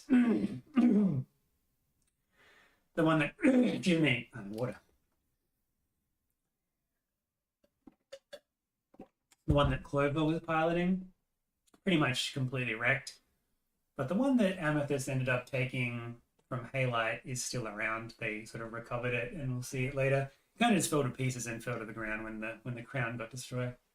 But yeah, so that's what the kangaroo machines use, kind of like an extra dimensional anti-energy kind of beam that's powered like through their own helmets if they need to, or through like taking energy from other things. So now this is not far off what some kangaroos look like. I'm sure you've kind of seen some pictures. And you can have these knees, big kangaroo knees.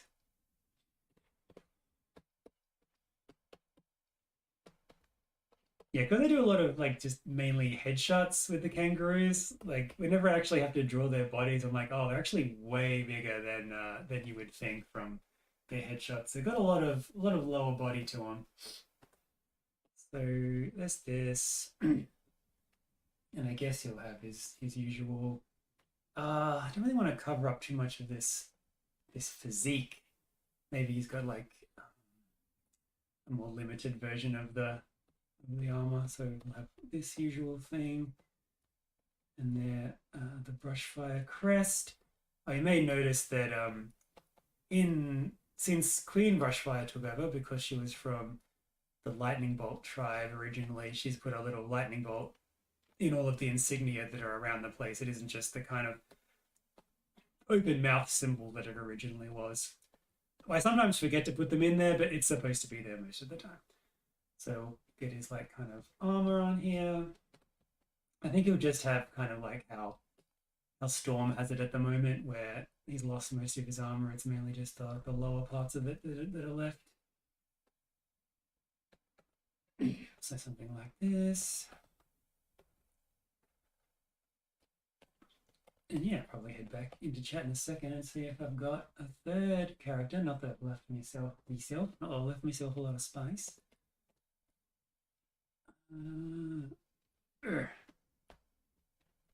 Yeah, I think that's something. And then number 3, let's see.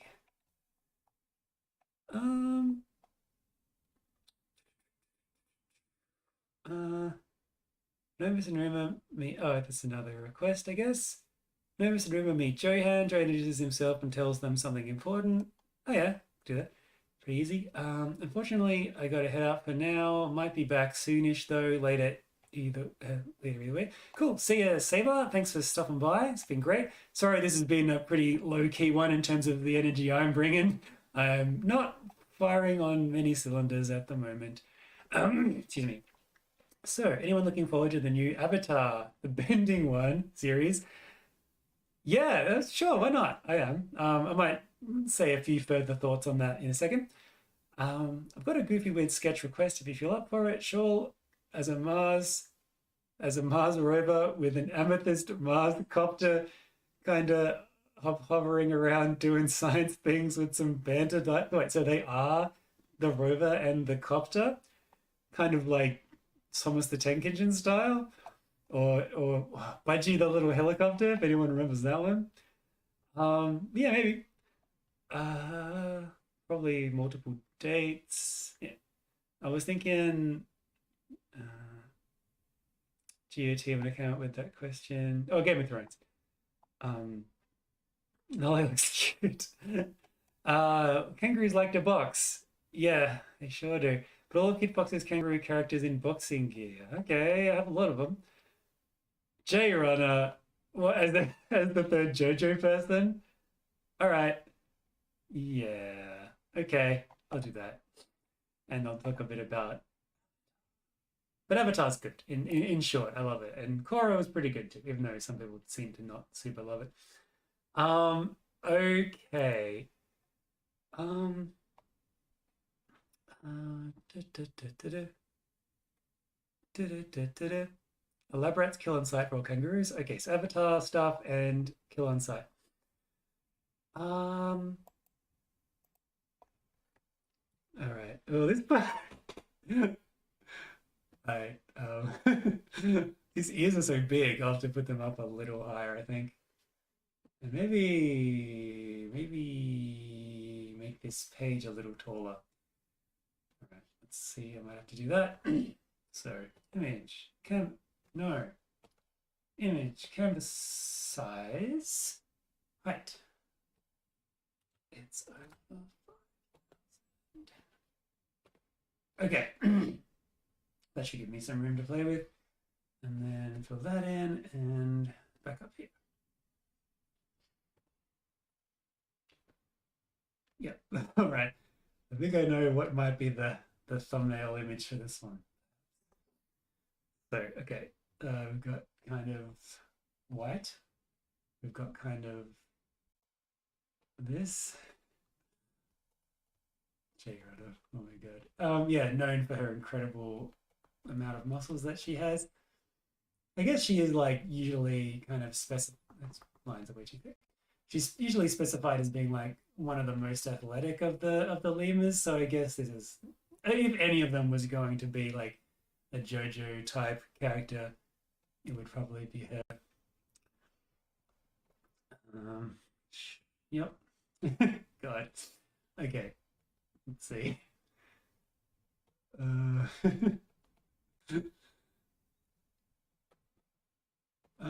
Uh, these ears are too in the way. I guess I'll have to bring this up a little bit.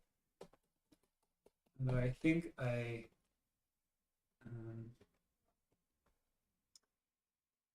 was, yeah, that's what I was trying to do before, and it wasn't even in these. It was down here. I'm an idiot. That's okay.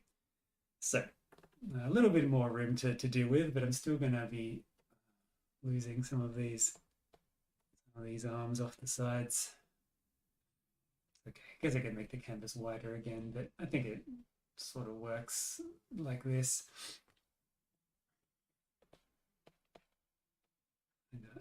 This.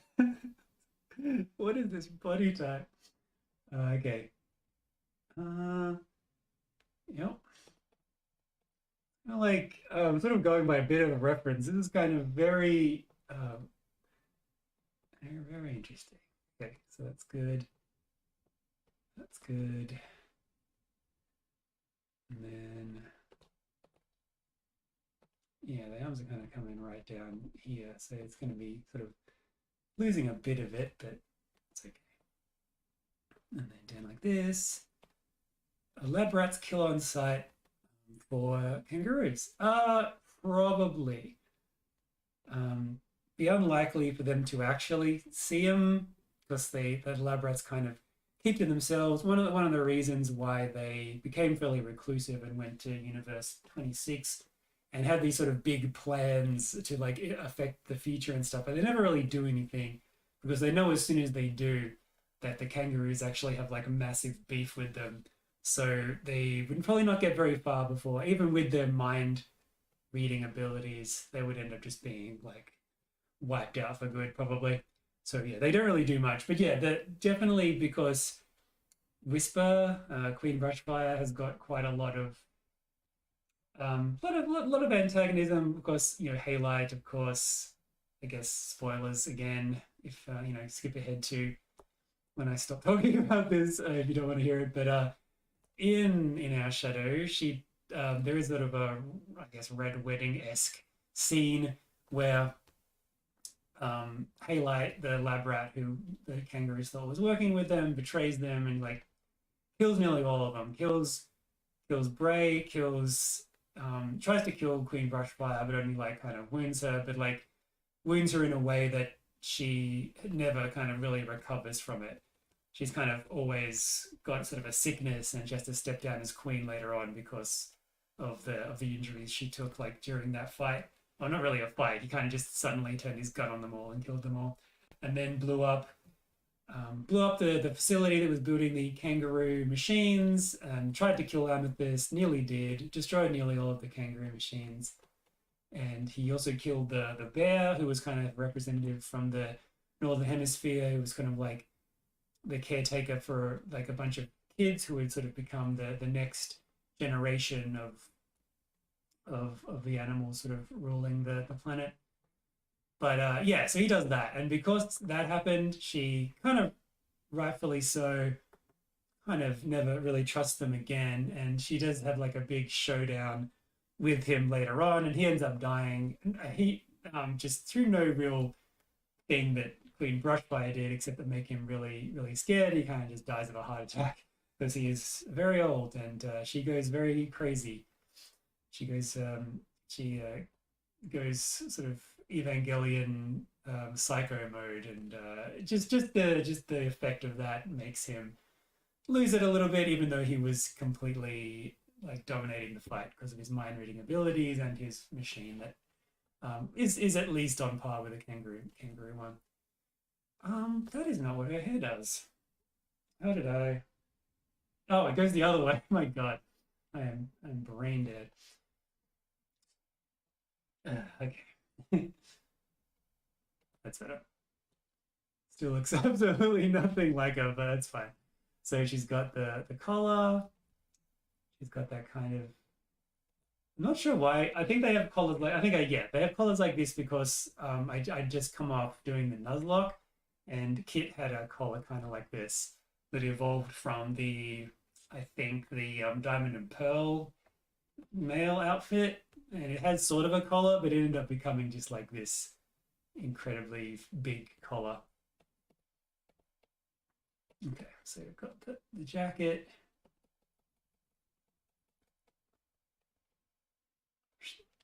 And I've got a couple more questions. Assuming time passes faster in final version, what's the conversion rate of a real world year to a final version year? Example, 1 year equals 10 years. Final version years, they kind of don't really have any. Like it's all very, like it's kind of whatever you want it to be. Because time, yeah, doesn't really exist in that world. And because the human bodies were able to be maintained pretty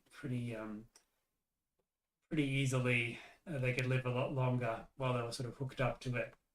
So I haven't really thought about exactly how time worked, but like even the journals that were kind of left behind by one of the final version people, you sort of they sort of talk to someone on the outside, and yeah, time is going. It seems like time is going very much faster on the outside than it is on the inside.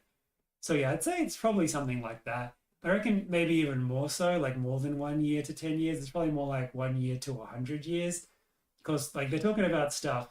Oh, the person who's in final version, and they're saying like, oh, I did this, and like, oh, I had contact with another guy from with that guy from the outside, and it's been like another 10 years or something, but it's been like a week inside. So yeah, probably a lot different. Probably more like, yeah, a week is a year, something like that. But again, because they can think so rapidly, and you know they've been like awakened, and time is basically meaningless. But in terms of like interacting with the outside world, yeah, it's probably something like that. But inside, it could also be different again, like in another dimension of difference.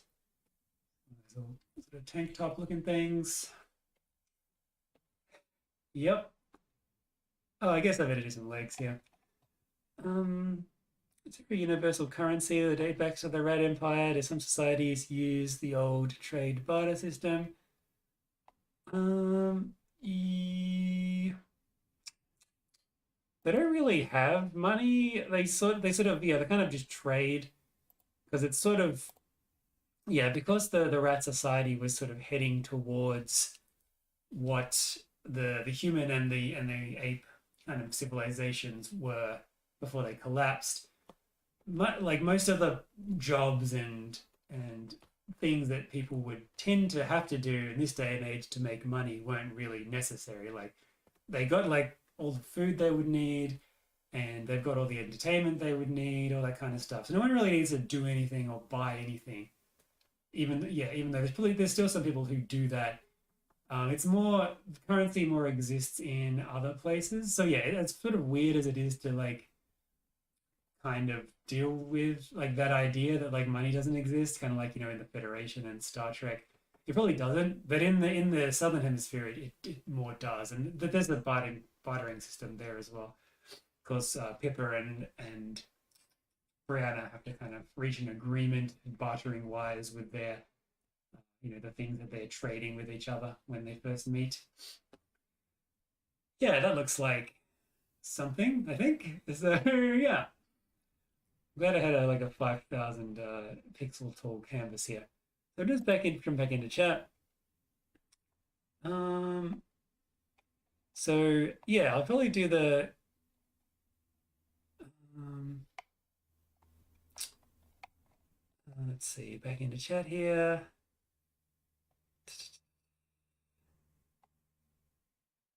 Full of Kitfox's kangaroos in boxing gear. Yep, I might do that. Um, I might leave the rover and copter one for a bit. I think that might take me a bit longer than a few minutes, and I've got to do a stupid some sort of dragon, so that'll take about 20 seconds. I asked because it suggests time is relative, and I was trying to figure Arthur's relative age. Oh yeah, so just go by like that.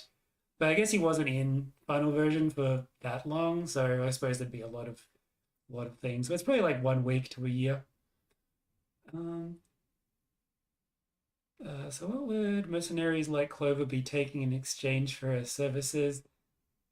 Yeah, that's a good point. I guess I hadn't really thought about that. Time to just do some real quick canon on the fly. I think I'll do it's just the kangaroos and boxing stuff. Just as the last little one, will I kind of talk about that? Um, yeah, I guess that's sort of the idea was because they never actually mentioned that in the comic, like what they're actually getting in exchange for their services. It's sort of like um, kind of like clout, or because Amethyst is like was a pretty like big deal before she came to Australia.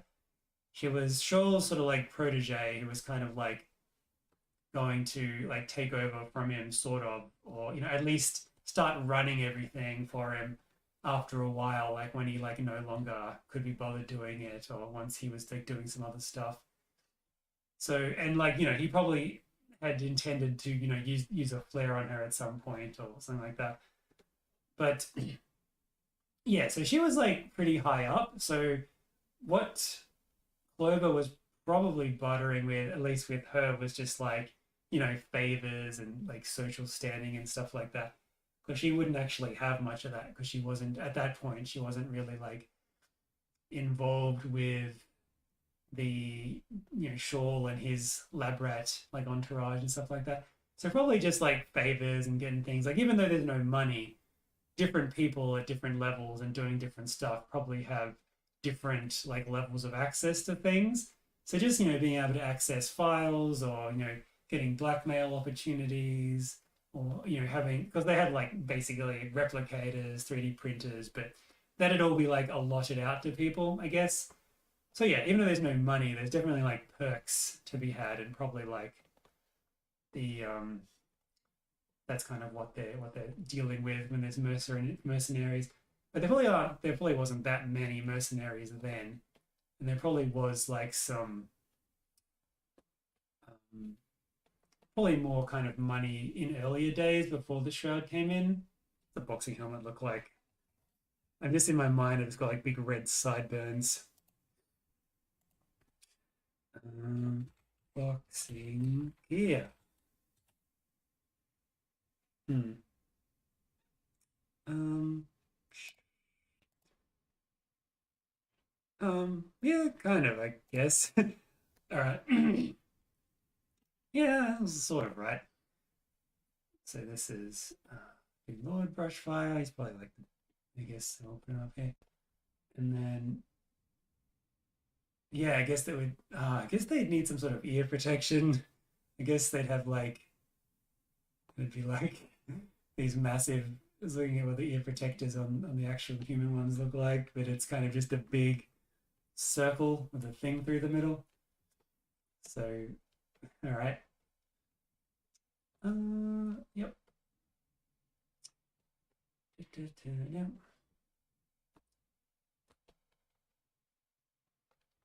Yeah, I guess once I do one, it'll be really easy to do the other ones. Oops. Whoop.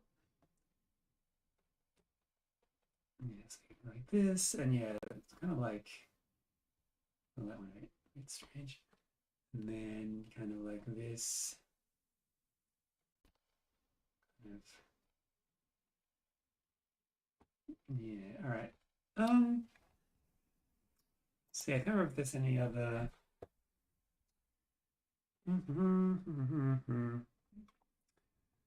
Some more questions over here. Is international tourist travel and trade easy to do or very restrictive? Probably it's restrictive in that like energy is an issue, because like getting around like over long distances is pretty difficult when like most of what you have to work with power wise is like solar powered. It's probably like not um, not very easy to make flying machines, or many of them that can run commercially. Like there certainly are some, like the kangaroos and the squirrels both have their own kind of types of flying machine, but those are like not used very often and are pretty power intensive for like the stuff they had.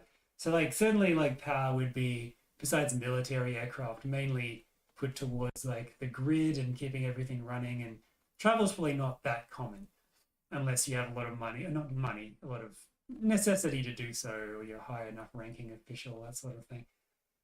So probably international travel is pretty rare.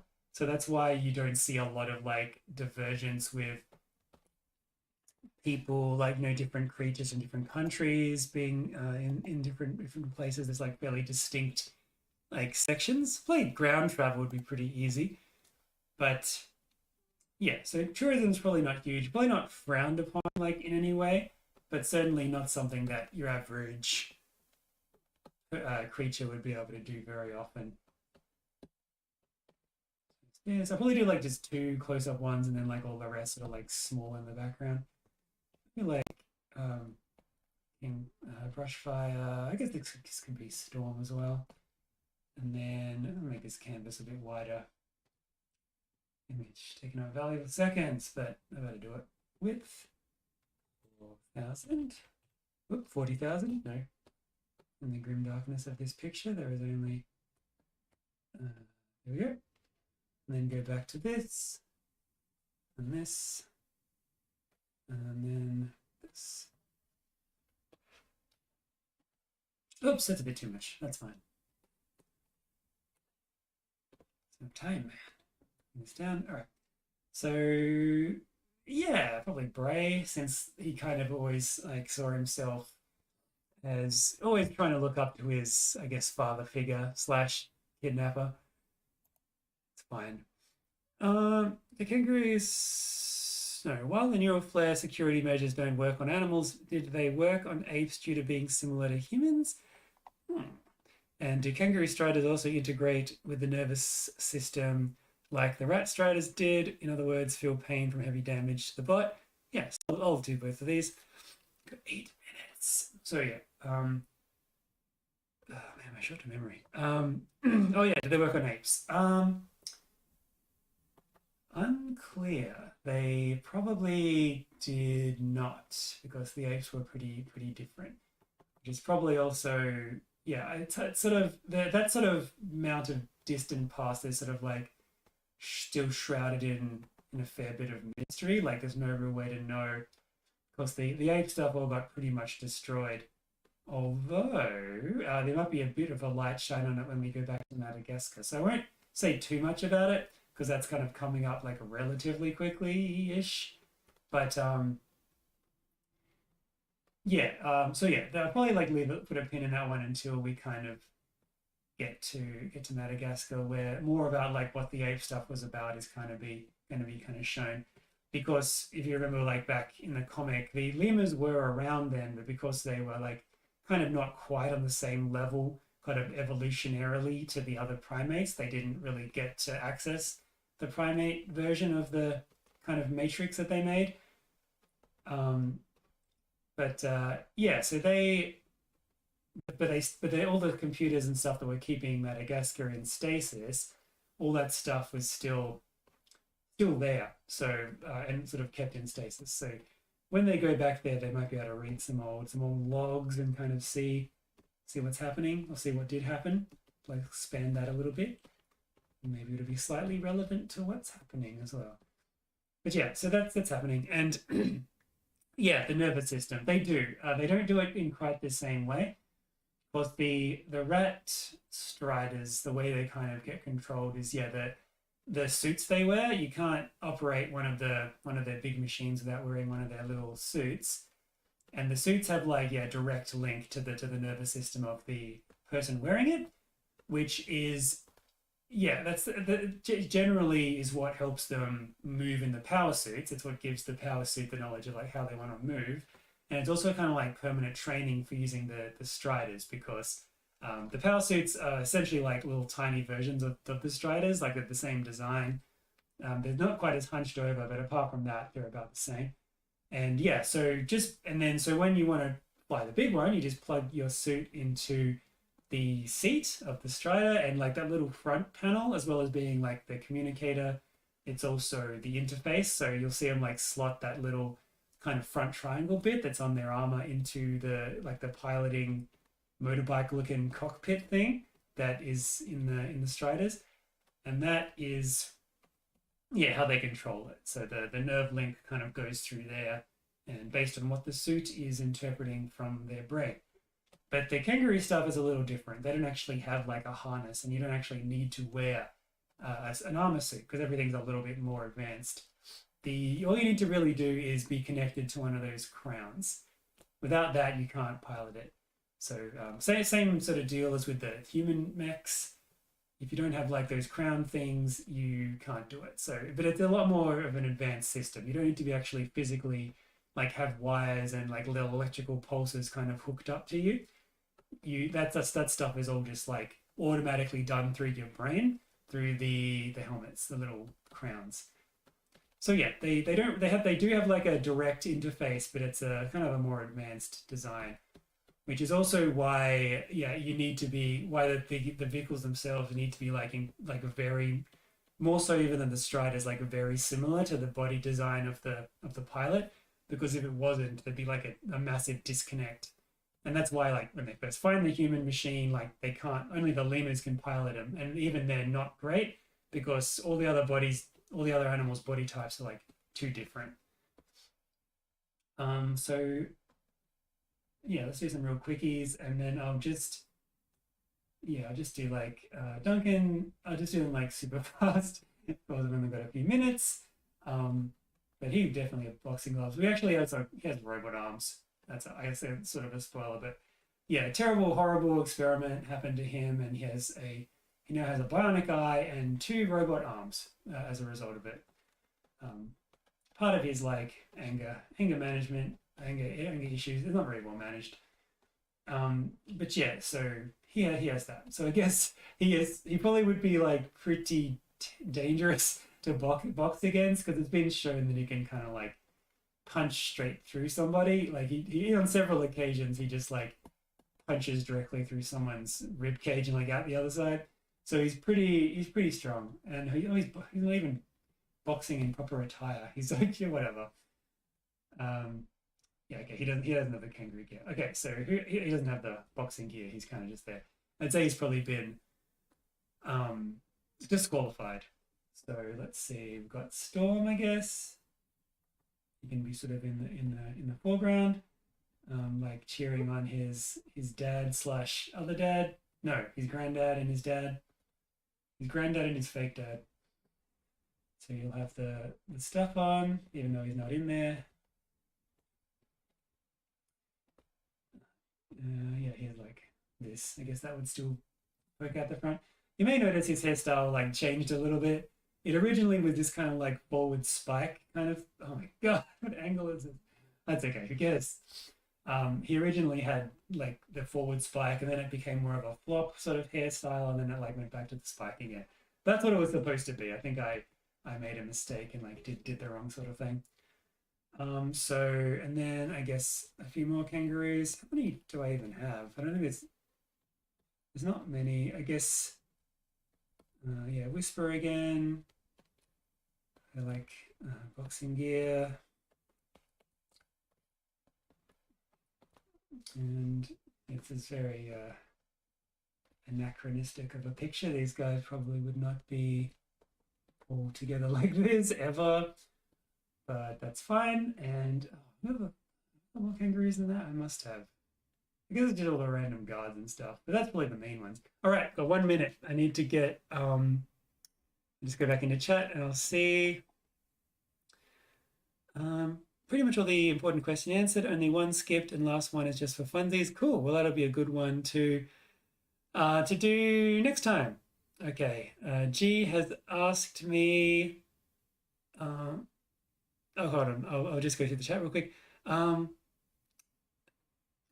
If 1 week is 1 year and he got locked out around the time it fell apart, which would make a guess of around 20,000 years, that would put him at about 1,070,000 years. Yeah, something like that, probably. Yeah, he's been around. So with the bodies plugged into FP, final version decompose when they stay in that world too long. Eventually, but they can stay maintained pretty well. They've got like sort of DNA sequencing stuff. And she wants a fat wing Zoid. All right. So I'm not sure how quickly I can do this, but I'm going to do it real quick. So just so people know what a fat wing is, I better not type in fat wing. I've been reading the Wings of Fire Dragon series as I was talking about last time, and before I knew anything about it, for some reason I would refer to hive wings as fat wings, but I don't really know why I started doing that. But anyway, that's what I call them. So I want a Zoid of this. So yeah, most people have left already, but I might as well keep going anyway. So a Zoid of that, eh? Yeah, I'm sure that's real easy to do in couple of seconds. So let's see, they're kind of like pretty spiky. So let's just get the basic kind of thing.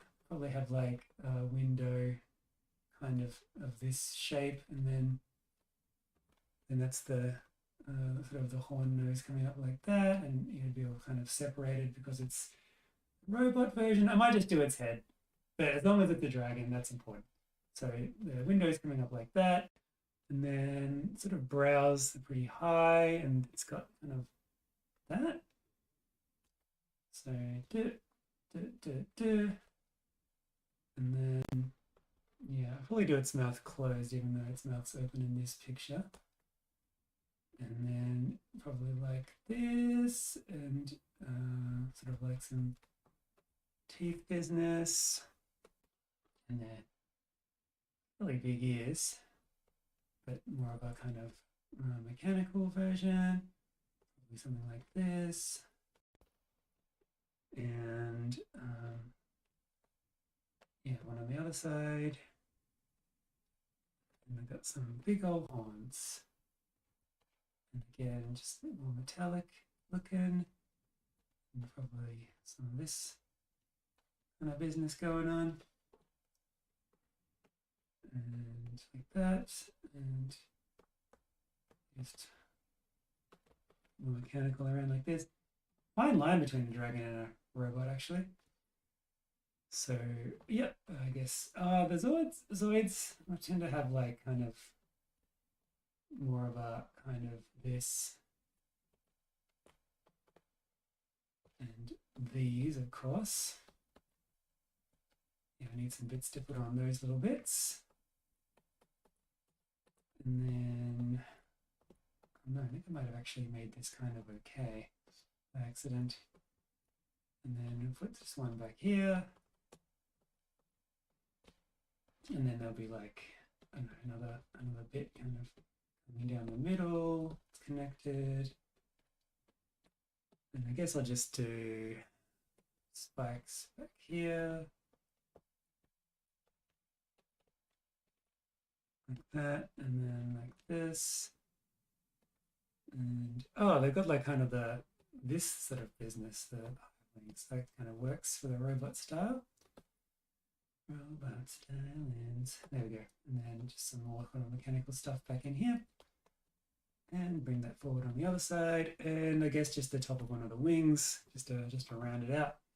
So we've got some sort of rounded-ish looking shapes, so I guess we'll continue that with the armor panels.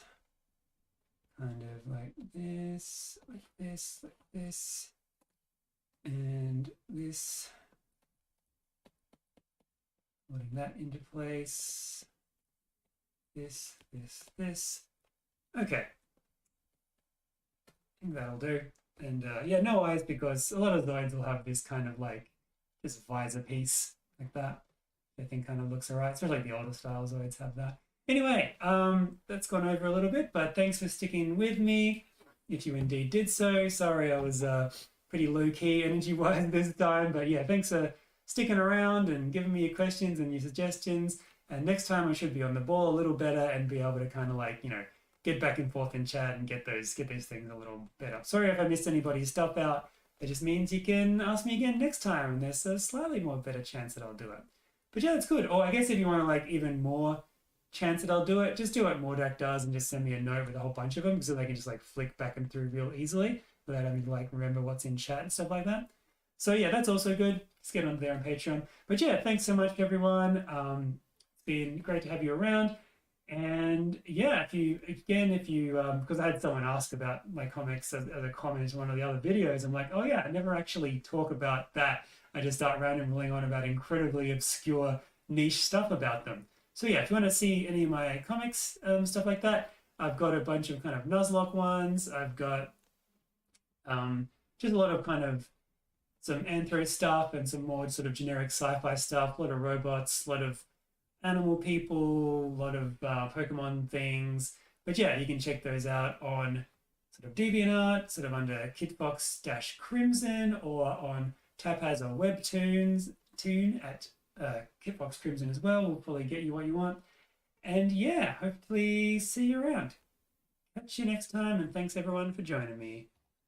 And I should have started the process of shutting it down before I started that spiel. Anyway, bye.